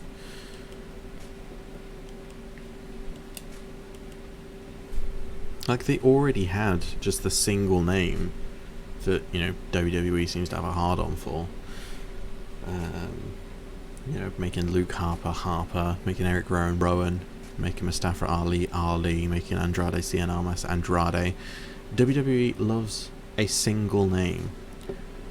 And then they got handed Hansen and Rowe as a tag team where they both had single names, and they went, no, it's not good enough.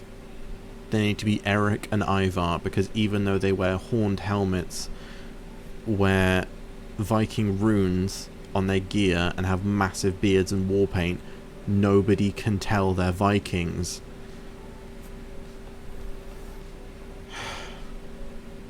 I need to stop going on rants about WWE. I need to stop. NXT. Jeff Hardy in NXT.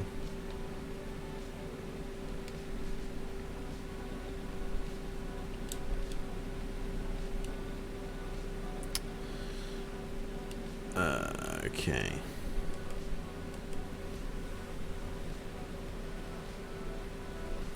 And SmackDown. Gran Metalik. Another person I forgot existed because I try to suppress that the Lucha House Party is a thing. I think Gran Metalik's in Lucha House Party. I've got no idea.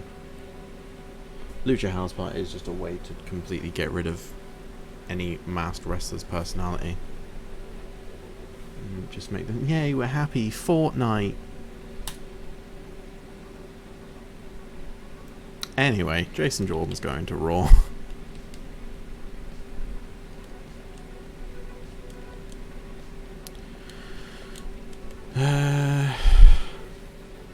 Stop going on rants about WWE. Stop it. AEW. Montez Ford. Stop giving me AEW wrestlers for AEW. Wait, no, Montez Ford's NXT. I meant, oh god, Brain, please. Been recording for almost 2 hours. I'm gonna let my brain die without me judging it too much. NXT. Rey Mysterio on NXT. So, in my universe, NXT is like the complete opposite of what it's actually for. NXT isn't for the up-and-comers. NXT is for the legends that have already had their heyday.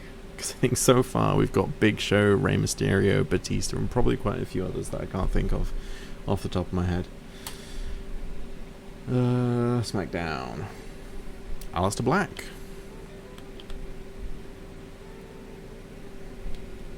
I love Aleister Black. I really, really hope he gets the opportunity he deserves soon. I was hoping he was going to win Money in the Bank this year. And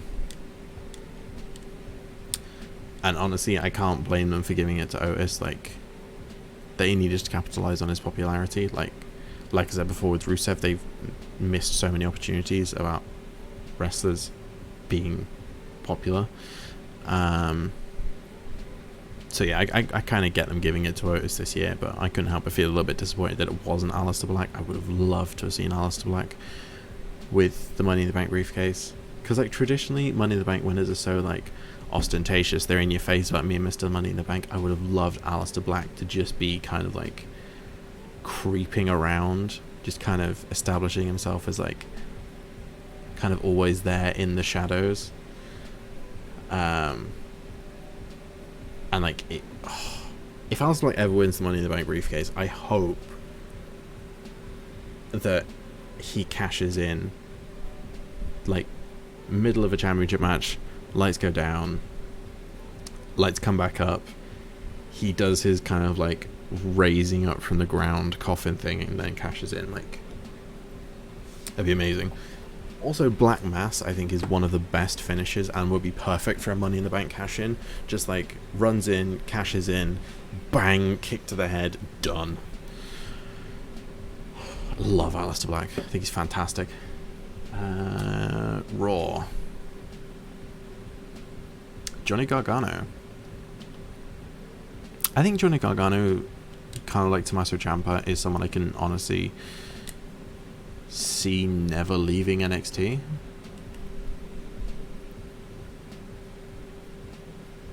Because obviously for the longest time NXT was viewed as developmental. So people were seen as kind of like temporary in NXT. But I really think like Undisputed Era, Johnny Gargano and Tommaso Ciampa like are the three pillars of NXT. I think they're that like Undisputed Era, Johnny Gargano and Tommaso Ciampa are people I can see staying in NXT for the rest of their WWE careers, if not the rest of their wrestling careers. AEW. Apollo Crews. He's someone I need to take off SmackDown. That's good, because I was really starting to worry about SmackDown's roster being like in its 40s when everything else is in the mid 30s. AEW.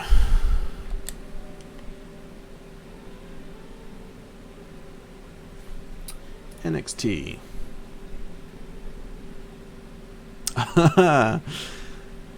Yeah, NXT is definitely the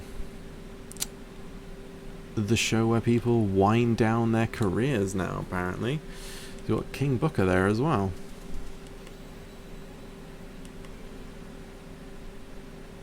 I love that completely randomly NXT in this universe is the absolute opposite of what it is in real life. That makes me very happy. SmackDown. Kalisto. I have nothing to say about Kalisto.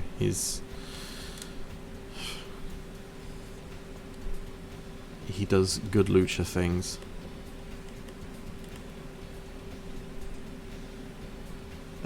Raw.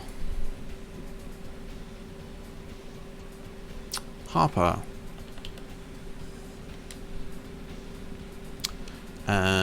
So I do actually have a Brody Lee attire for him as well, but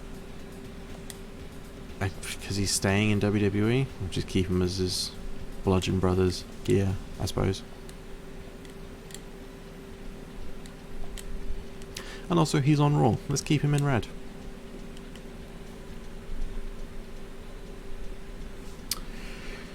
AEW. Sin Cara. Recently released from WWE, but yeah, I can't see him ever going to AEW.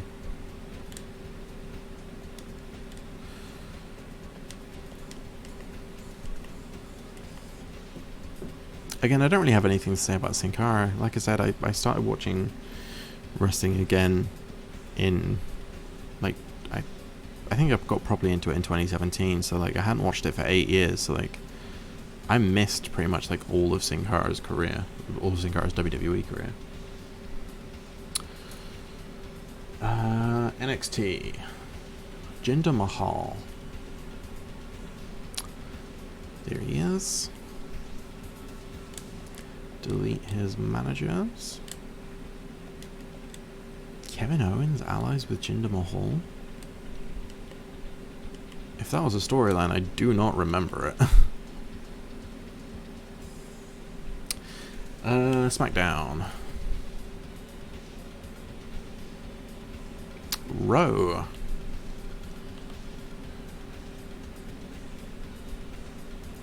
I'm not going to go on my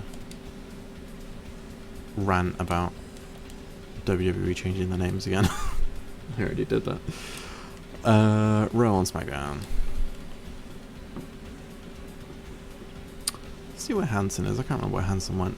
AEW. Okay. Raw. Brock Lesnar.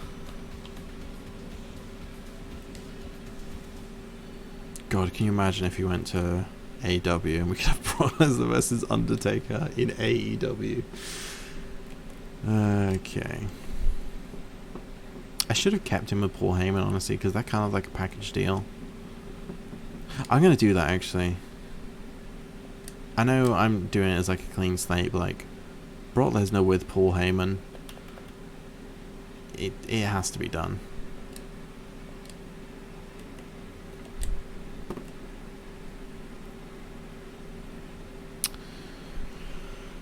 AEW. Jey Uso. If I'm not mistaken, Jimmy Uso. Oh no, Jimmy Uso went to NXT. I don't know why I haven't learned that if I think someone has gone to a promotion, they absolutely have not, and I should tell my brain to shut up.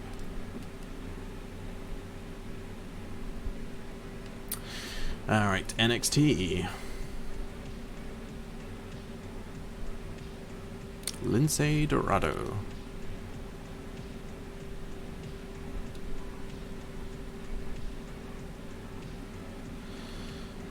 Nothing to delete.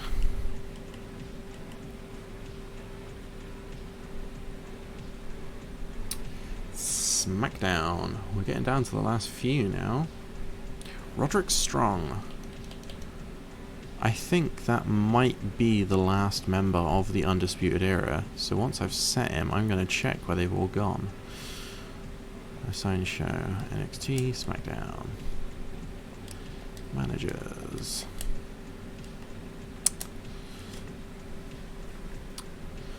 So we have Roderick Strong on SmackDown. We have Kyle O'Reilly on SmackDown. We have Bobby Fish on Raw and Adam Cole on AEW. Alright, next one for Raw. Leo Rush. Recently wrestled in GCW, I think. I think it was against Joey Janela. AEW. Drew Gulak. Honestly, I think that's fairly likely that Drew Gulak might end up in AEW. Maybe permanently, maybe just for a one-off, but like, I don't see Drew Gulak staying with WWE much longer. I don't even know if he's still there, honestly. NXT.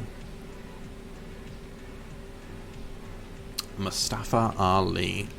God, I love Mustafa Ali. Especially since he's kind of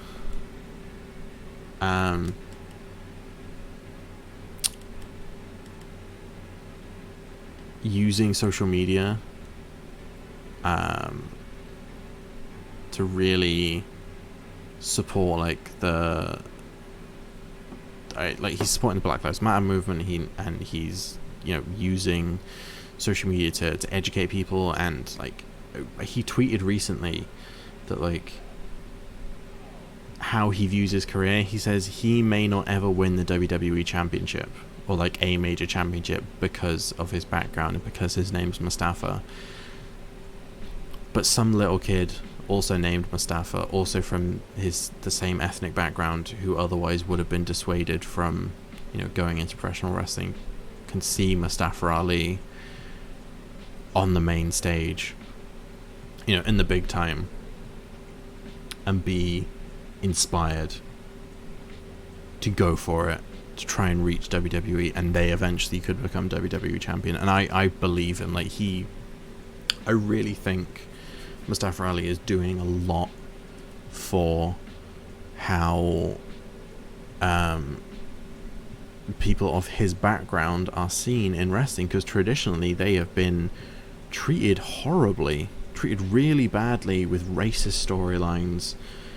They've usually been given the stereotypical foreign heel gimmick, and I really, really hope they give Mustafa Ali more of a platform to spread his message of like positivity and, you know, hope and optimism. But I really, really hope they give Mustafa Ali a championship opportunity, whether that's a world championship or even just like a decent run with the IC or United States Championship. I think Mustafa Ali absolutely deserves it. But knowing Vince McMahon, he's probably going to punish Mustafa Ali for, you know, taking to social media himself. You know, do the Zack Ryder thing. If someone gets over on their own, WWE punishes them. You have to be made by them or not made at all. But I'm really hopeful for Mustafa Ali. I really hope he gets the push he deserves, and soon. I really, really have so much respect for Mustafa Ali and how he uses his platform. SmackDown. Sami Zayn. Another missed opportunity of WWE. I know they gave him the Intercontinental Championship, but it was too little too late, and then stripping him of it because he couldn't wrestle because of the pandemic, I think, is ridiculous. Raw. The Rock is going to Raw.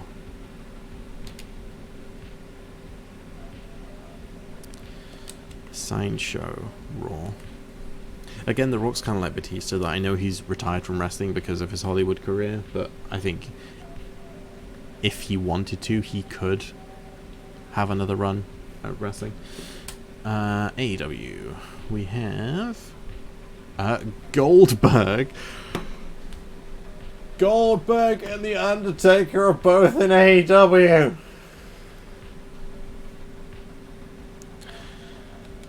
Oh my god.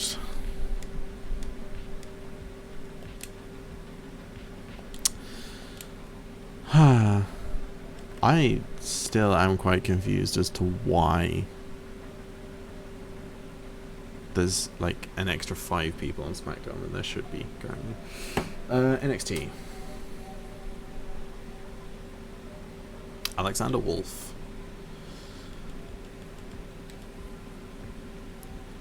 Currently on Raw and AEW, and he is on NXT. I need to get to the bottom of why SmackDown has so many people.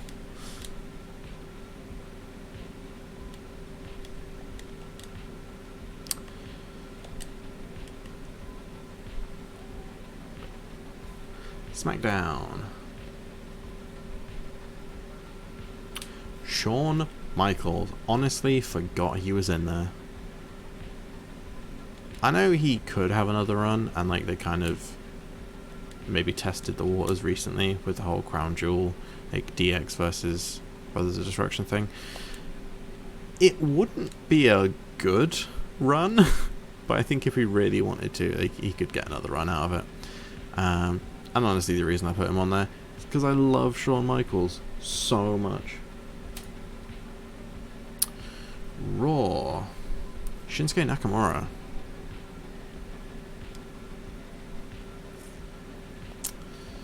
Raw.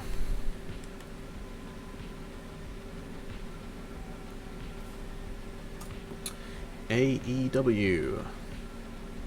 Andrade Cien Almas.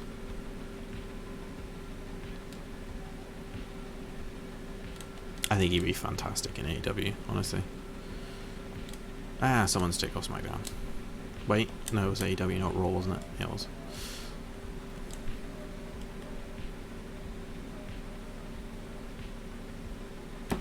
NXT.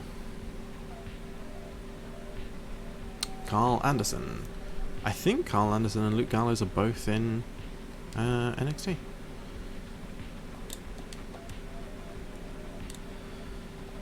NXT.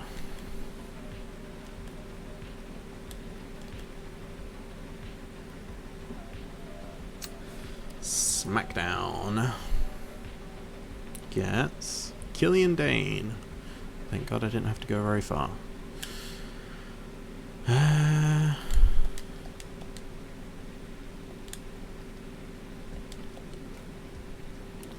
Signed show, SmackDown. God, that's another one on SmackDown.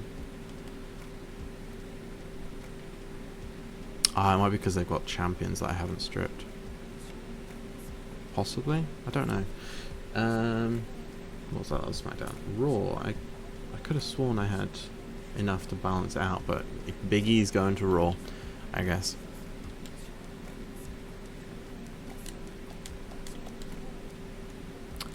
Sign show, Raw.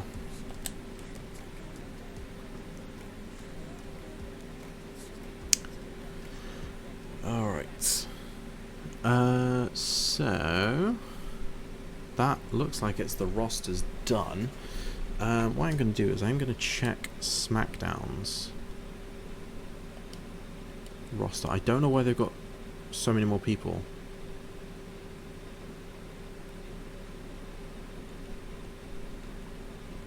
I don't understand. Have I got people that are in both? Is that why? Adam Page just on SmackDown, Aiden English just on SmackDown.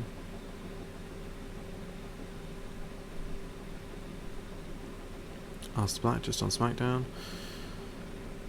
Why is it like... it might be the women's roster.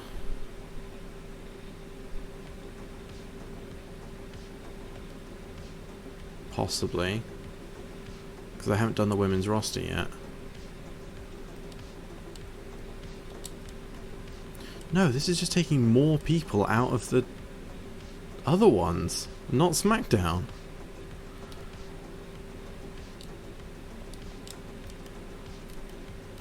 I'm so confused. Why is Andre the Giant on SmackDown?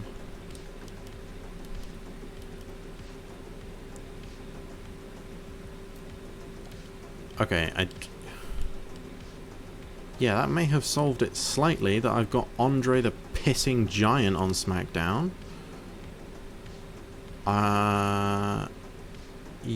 Arya Daivari wasn't even in the randomizer. Baron Blade wasn't in there. Bam Bam Bigelow wasn't in there. Asuka, I haven't done the women yet. B Priestley, I haven't done. That should have sorted it. 40. I'm guessing it's because I've got some other women in there that shouldn't be, because I haven't done the women's roster yet. Oh, I can't even set it to show me just women's rosters. Oh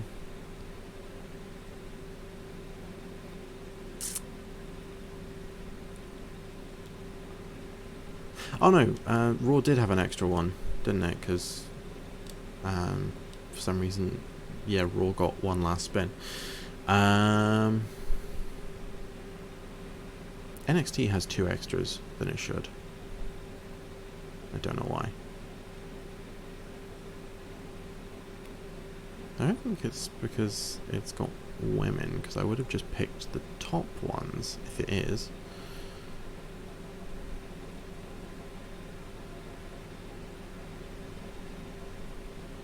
Yeah, I don't know why NXT has a couple extra, but honestly, like, it's actually only got one more than Raw does, so it's not really that big of a deal. We've got 40, 39, 41 and 39. That's, yeah. The difference is nothing. Right, so what I'm going to do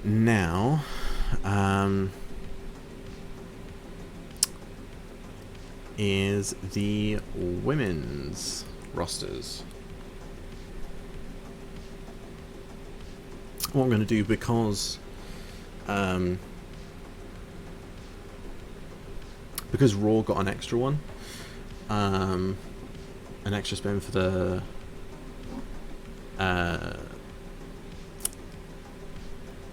men's roster, I'm gonna start from AEW. So if I put the wheel back up, oh god, I forgot the sound on that. Mia Yim is going to AEW, the one that somehow snuck into the men's roster. Mia Yim, AEW. NXT is getting Bianca Belair.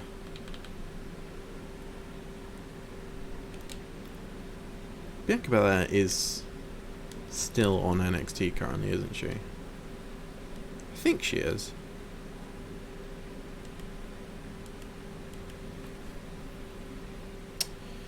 SmackDown is getting Britt Baker.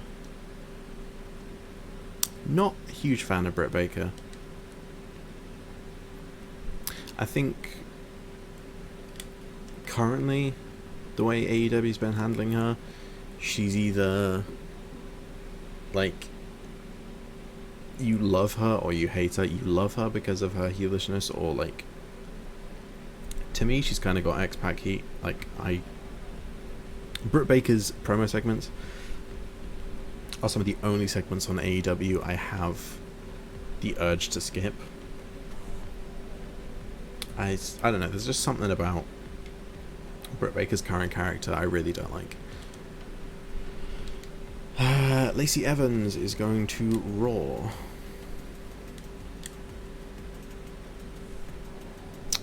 Assigned show Raw.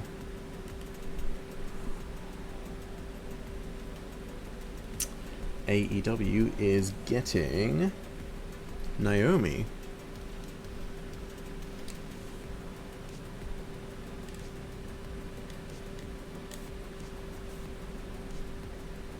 I think that is something missing from AEW's women's roster. You don't really have kind of like like Naomi is so likable, so happy-go-lucky. Like, she's destined to always be a face. Like, she is a career face. And I don't really see anyone on the AEW women's roster that is like a career face, someone you can't help but love, someone you can't really see like a dark side in. I think even Hikaru Shida, who is like some of the like one of the most likable people on the AEW roster, one of the most likable people in wrestling currently, I think Hikaru Shida still has like that, the potential of having like a really mean streak, like heel run in AEW. So I think someone like Naomi would do really well in AEW. NXT is getting Paige. I know Paige is injured, she's retired from wrestling, but I put her in there because obviously she retired very young and it's very sad, and even virtually I'd like to see her get another run. SmackDown is getting Lana. I don't really have anything to say about Lana.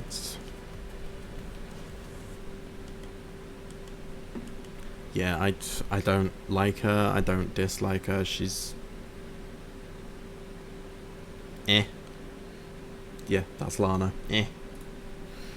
Raw. Natalya. For the longest time, I really didn't like Natalya. And, like, I still don't like her as a person. Sorry, completely other way around. I don't like her as a character. I think she's a very bland character, but the more I learn about her, like, real life, like who she is in real life, the more I kind of like her. It's just her character in general doesn't really do anything for me. AEW Beth Phoenix. I love Beth Phoenix. Beth Phoenix was kind of like in the height of her career when I was watching wrestling as a kid, and I thought she was amazing then. I think she's still amazing now. Like her performance in the Royal Rumble this year, like having her head busted open, like, my god, she is tough. NXT. B Priestley, recently released from AEW.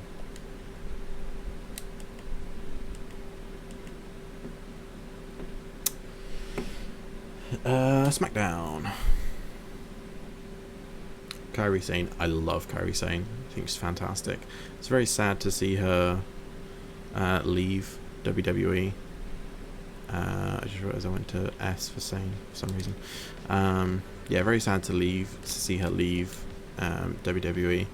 But from what I heard, she wants to finish her career in Japan, spend time with her family, and like, absolutely 100% respect that. Like, I also don't think...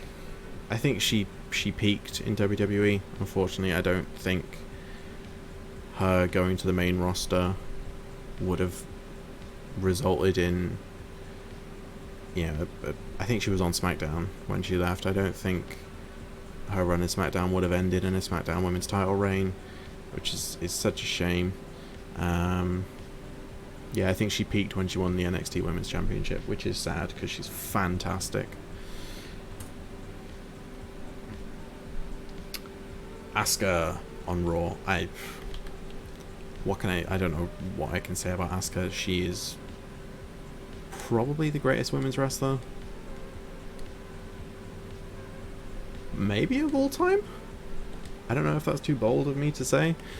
Like, she's got everything: the talent, the technical ability, the likability, the personality. She's got everything you need to be a fantastic wrestler, and God, I was so annoyed when Charlotte broke her streak. Like, I'm still not over it. They didn't even give her a main roster title run before they broke her undefeated streak.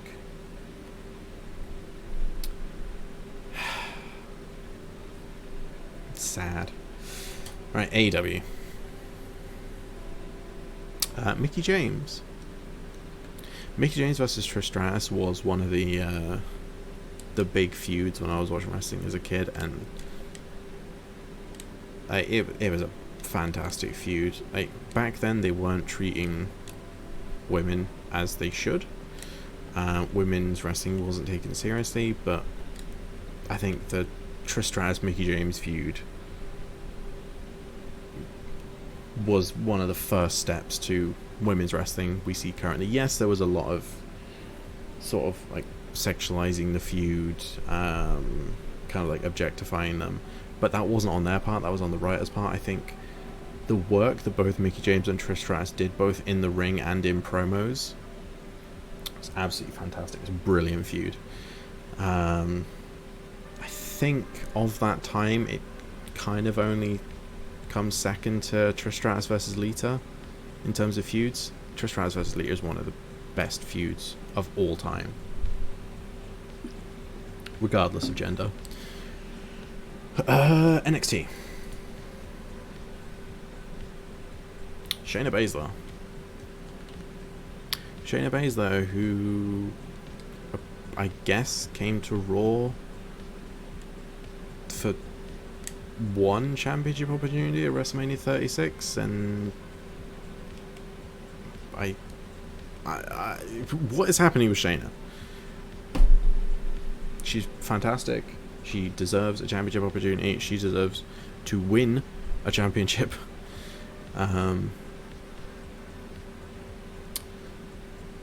She's not in the NXT Women's Championship picture. She was in the Raw Women's Championship picture, but now she's not. I don't know. She should have won at WrestleMania. SmackDown. Charlotte Flair. I have a lot to say about Charlotte Flair. I really don't like Charlotte Flair. That's kind of what I'm just gonna leave it at, because I'm going to annoy a lot of people. I think she's a good wrestler. I really do. I think she deserves championship opportunities because of her talent. And I think she has been done a massive disservice with WWE giving her championship opportunities she hasn't earned, because it's... When I say I dislike Charlotte Flair, I dislike the character of Charlotte Flair. I don't like... I don't dislike the person playing the character of Charlotte Flair. I don't like how WWE have written and booked the character of Charlotte Flair. I think the way WWE have booked the character of Charlotte Flair has done a huge disservice to the person of Charlotte Flair. Because I don't think she's a backstage politician. I don't think she's campaigning to get all these championship opportunities. I think WWE have given her all these championship opportunities because of the Flair legacy, which hasn't given her a chance to earn those championship opportunities because of her natural talent. Because she is naturally talented, and if Ric Flair wasn't her dad, she would be one of the... I mean, she is one of the greatest women's wrestlers of all time, but if Ric Flair wasn't her dad, like, there wouldn't be so many people saying that she's only getting these championship opportunities because of who her dad is. And I feel like she absolutely could earn these championship opportunities regardless of who her dad is. And I think, like I said, WWE have done her a disservice by making people doubt her talent. I don't know if any of that made sense. I have a lot of feelings and thoughts about Charlotte Flair, and they're very complicated and jumbled, and I don't know if any of that made sense. So I'm just going to quickly move on and say that Toni Storm is going to Raw.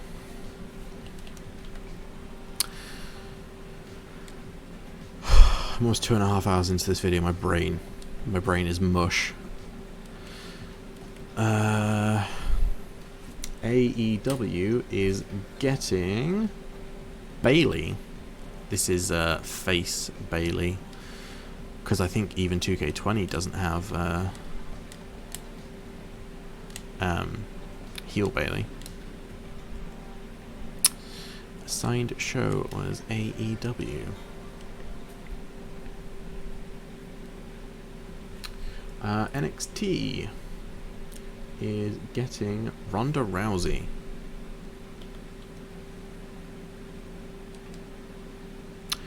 I'm trying to organise my thoughts on Ronda Rousey as well. I think she's good. I think she's really good in the ring. I think she took to wrestling like, a fish to water. She instantly came in and, had a great match at WrestleMania 34. Instantly established herself as, one of the top players in the Women's Championship picture. My dislike comes from how she debuted in WWE. Asuka winning the Women's Royal Rumble was a huge moment, absolutely massive, momentous occasion, absolutely fantastic, and it kind of feels like Ronda Rousey debuting, showing up just a point at the WrestleMania sign, overshadowed Asuka's win. And I know that's not Ronda's fault. Ronda probably didn't, choose to debut at that exact moment. She probably had no say. It was probably all, the writers and the bookers who chose how and when she debuted. But yeah, it feels like she stepped on Asuka's moment, and Asuka is my favorite women's wrestler of all time. Absolutely love Asuka, and it just felt kind of disrespectful to Asuka, and not only Asuka but everyone who wrestled in that Royal Rumble match, because it was 30 women all fighting to have a championship opportunity, and then Ronda Rousey came in, debuted, and was instantly catapulted into the main event picture, and like there were 30 other women in that match that were all fighting to get into the main event picture, and like Rousey comes in, points at a sign, and she's just like handpicked to go into the main event picture. Like I get it, I understand why. Like, she's established herself as a huge star in UFC, and I think she should have gone straight into the main event picture. She was only in WWE for a short time, so I'm not debating that Rousey should have gone straight into the main event picture. She just shouldn't have debuted at the Royal Rumble and overshadowed not only Asuka but every other person who was in that Royal Rumble. That's my thoughts. I like Ronda Rousey. I don't like her debut. That's it. I think that was a lot more coherent than my thoughts on Charlotte Flair. SmackDown. Alicia Fox. Alicia Fox was kind of like off TV and not being used by the time I started watching wrestling again, so I don't have any opinions on Alicia Fox. I don't think I've ever watched an Alicia Fox match, which is a shame because I've heard a lot of people say she's really good. She's like a cornerstone of the women's roster, but I only have my opinions of other people's opinions, so don't really have a lot to say about Alicia Fox. Raw. Candice LeRae. Absolutely love Candice LeRae. I think she's fantastic. I've seen a few of the matches she's had on the indies, and she is incredible. Deathmatch Candice is a beast. Absolutely fantastic. I wasn't a huge fan of how she was booked in NXT up until recently when she turned heel, and I think she's been great recently. I'm just really excited to see what they do with her in the future. I really hope she wins the NXT Women's Championship at some point. I really do. AEW. Billie Kay.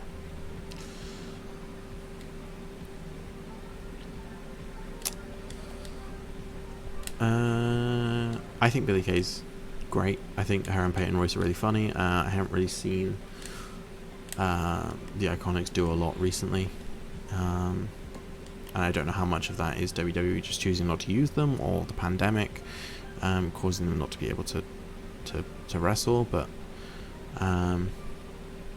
yeah, I want to see the Iconics. I think they've kind of booked the Iconics into a corner, just constantly going after the women's tag team championships. I want to see them do something a little bit different.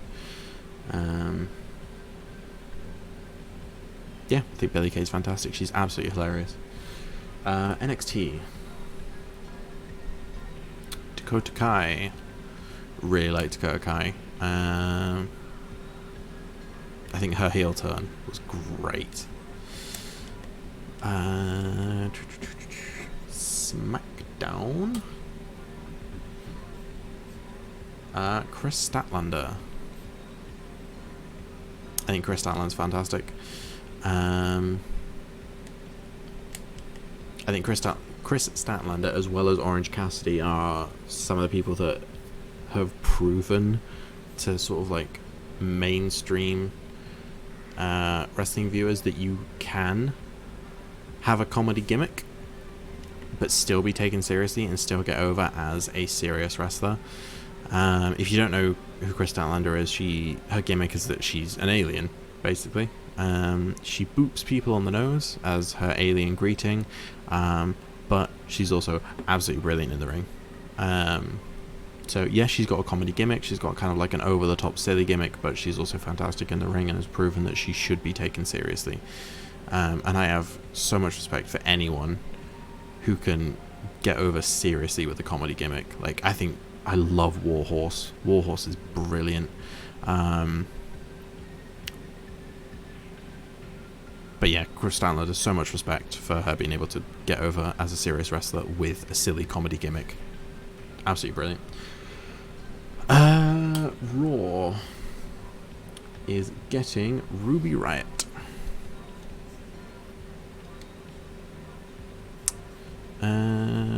I think Ruby Riott's great. I was really sad when they split up the Riot Squad with the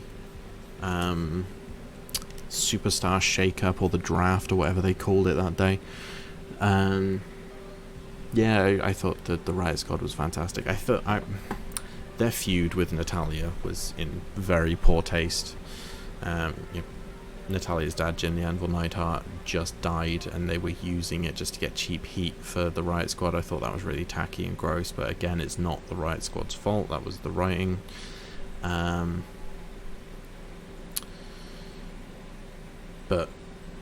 yeah, I think the Riot Squad was fantastic, and I don't think any member of the Riot Squad is gonna recover from the split. Sarah Logan, I think, has been released.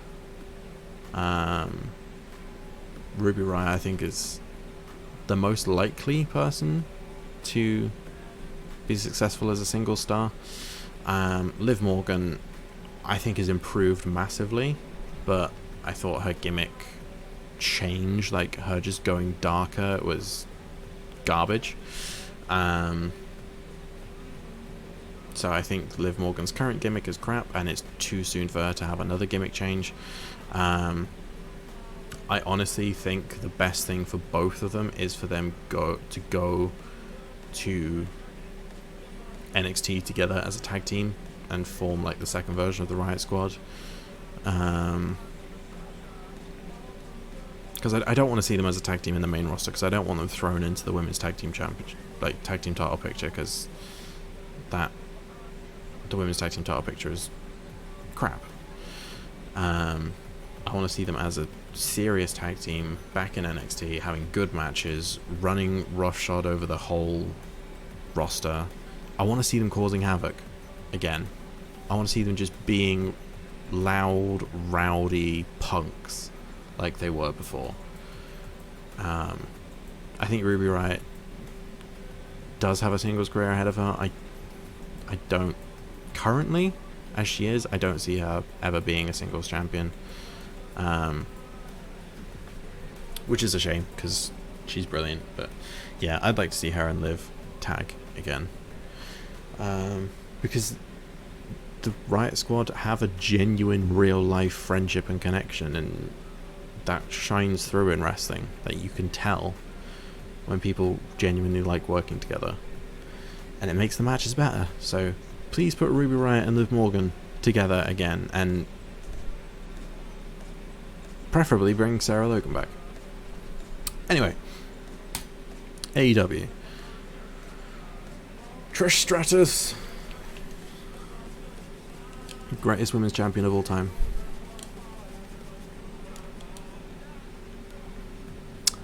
AEW.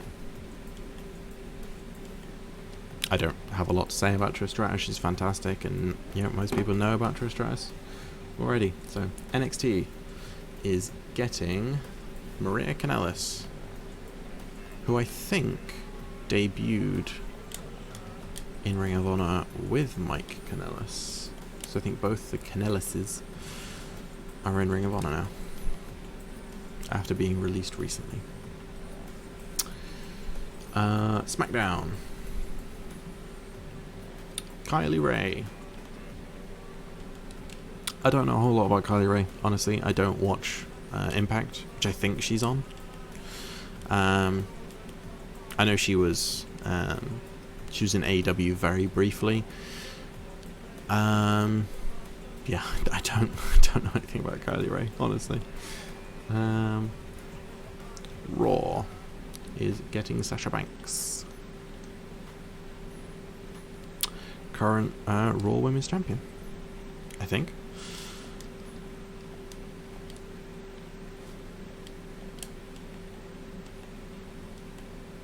Yeah, she is, because Sasha's Raw Women's Champion and Bayley is SmackDown Women's Champion. AEW is getting Rhea Ripley.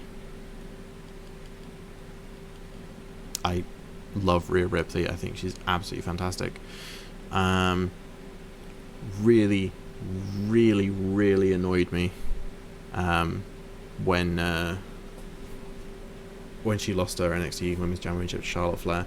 I understand it was because of sort of visa issues or travel issues or whatever it was. It doesn't mean I have to like it. Really, really frustrated me. I honestly cannot remember which show she's supposed. AEW, that was it, because Sasha was on Raw. Yeah, Rhea Ripley beating Shayna Baszler for the NXT Women's Championship was one of the best feel-good moments in recent wrestling history, and I think Rhea should have had a long run with the NXT Women's Championship. Shayna's run with the belt made the title feel really prestigious. Long runs always do. Long runs make championships feel important, and I know it was kind of out of their control. Rhea, it was uncertain whether or not Rhea could stay in the country, I think, as far as I'm aware. So she had to drop the belt, but having her drop it to Charlotte Flair,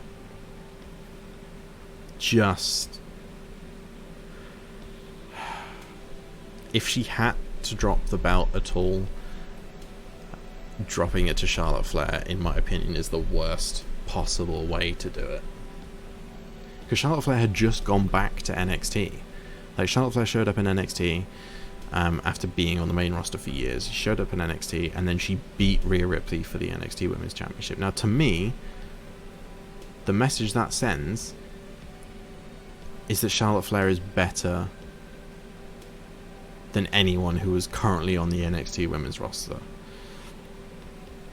And at that point, they were trying to establish NXT as the third brand. It wasn't developmental anymore. It wasn't like SmackDown and Raw above NXT. It was SmackDown, Raw, NXT, all level. There were the three main brands. But Charlotte Flair going over to NXT and immediately winning the belt just kind of made NXT's women's roster look weak. I don't know if anyone else sees it that way. That's how I saw it, and that's how I read the storyline. It really annoyed me that Charlotte Flair won the championship. NXT, Nyla Rose. Former AEW Women's Champion, Nyla Rose. I've got a lot of respect for Nyla Rose. I think being a trans woman in wrestling, obviously you're going to get a lot of shit. There's a lot of very narrow-minded and very vocal people in the wrestling community. And I respect Nyla Rose so much for being able to not only deal with it, but thrive in the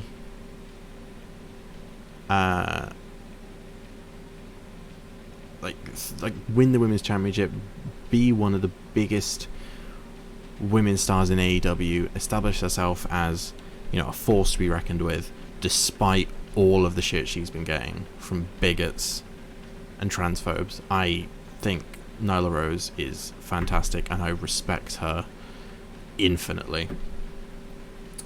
And she's on NXT now, apparently. SmackDown. Liv Morgan.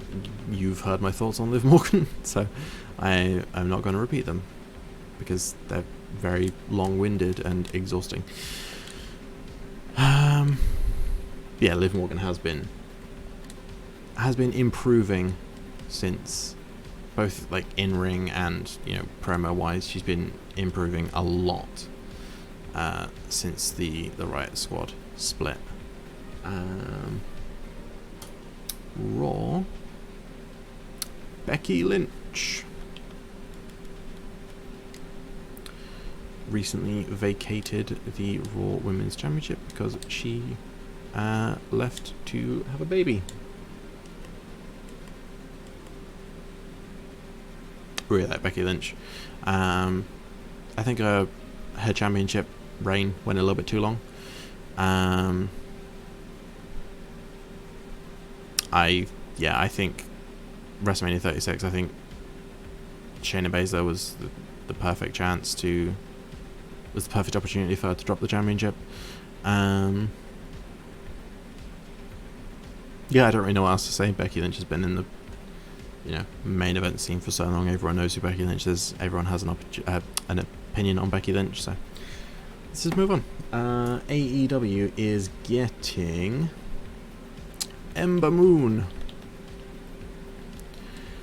Ember Moon is one of my favorite women's wrestlers. I absolutely love her. I think she's fantastic. I think she's so likable, and she's got an amazing moveset. She's so entertaining to watch in the ring.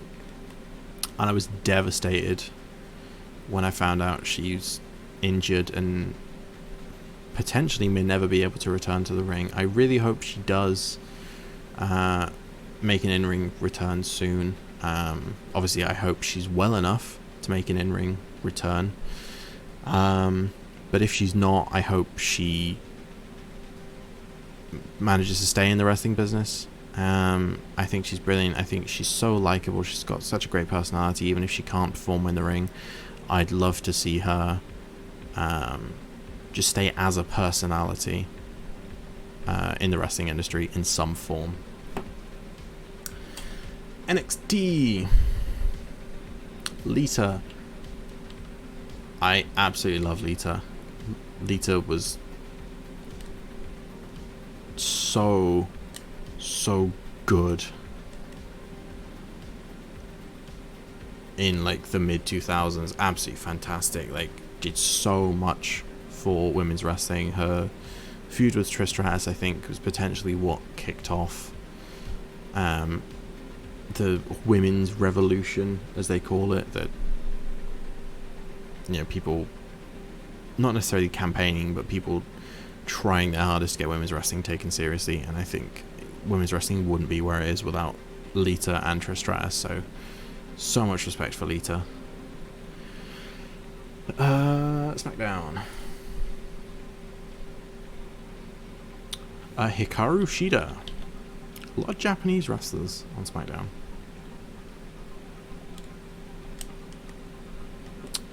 NXT still has one more person than everyone else, and I cannot figure out why. Raw. Dana Brooke. I don't have an opinion either way on Dana Brooke, honestly.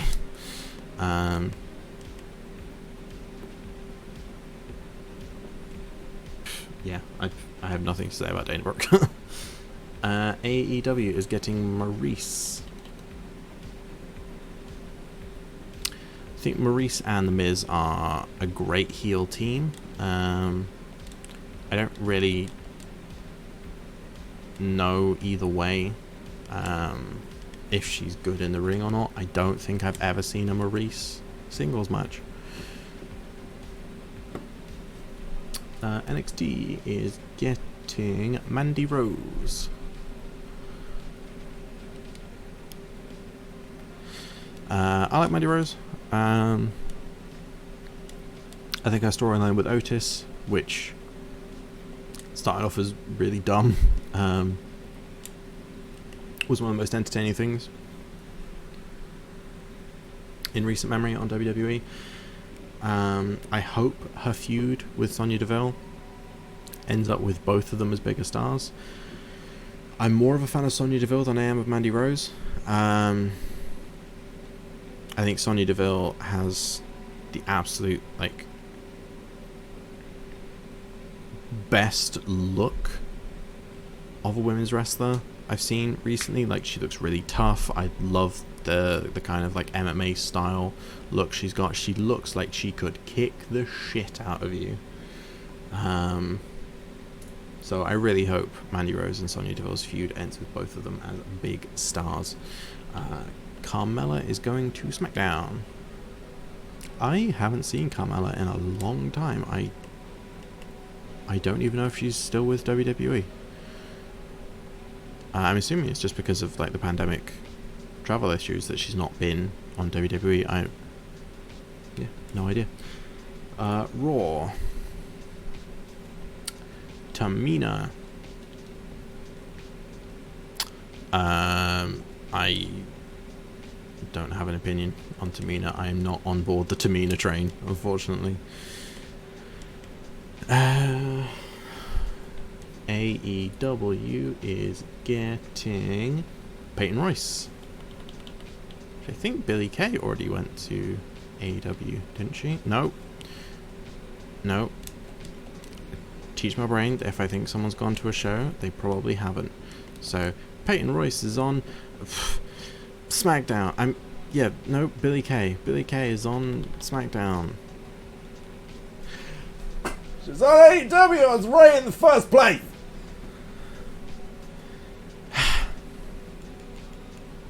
Even when I think I'm wrong, I'm right. I'm still wrong because I thought I was wrong. Anyway, NXT. Stephanie McMahon. Triple H and Stephanie McMahon both on NXT.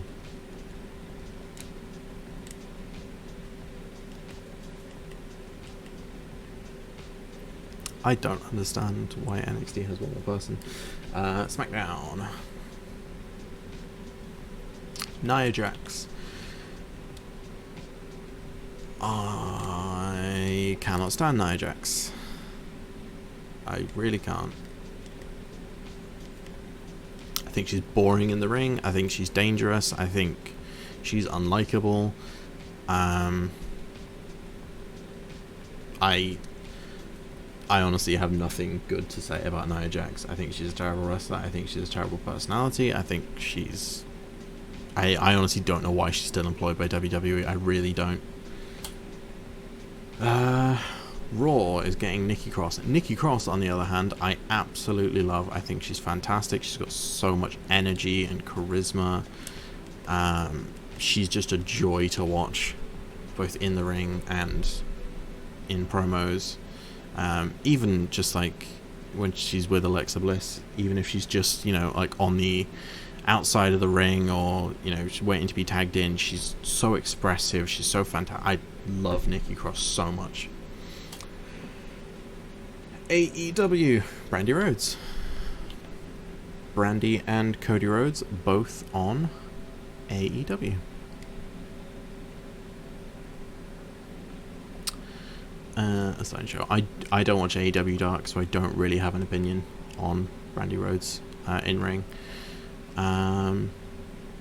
Yeah, like her story hasn't really been being told on Dynamite. It's only been told on Dark, so I don't have anything to say about Brandy Rhodes, honestly. NXT. She seems like a lovely person. There you go. Rio.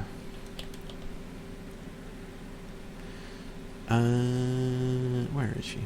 Yeehaw. I think Rio's great. That's all I really have to say about Rio. Yeah, she's great to watch in the ring.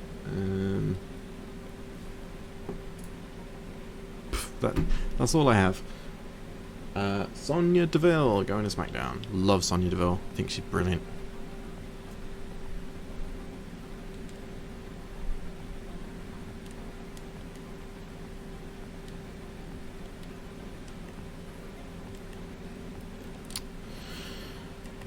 Okay. So we have two more. So we're not going to have enough to go full, like all the way around. So NXT already has an extra one, so NXT isn't getting one. So I guess we'll just do Raw and AEW, these next ones. So we've got Sarah Logan and we've got Alexa Bliss. Raw is getting Alexa Bliss.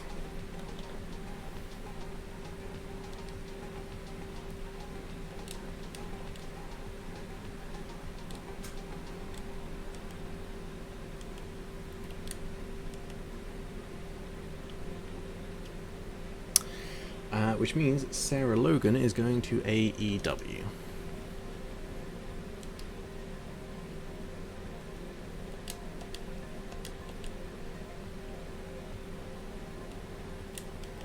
Okay, so that is the rosters done.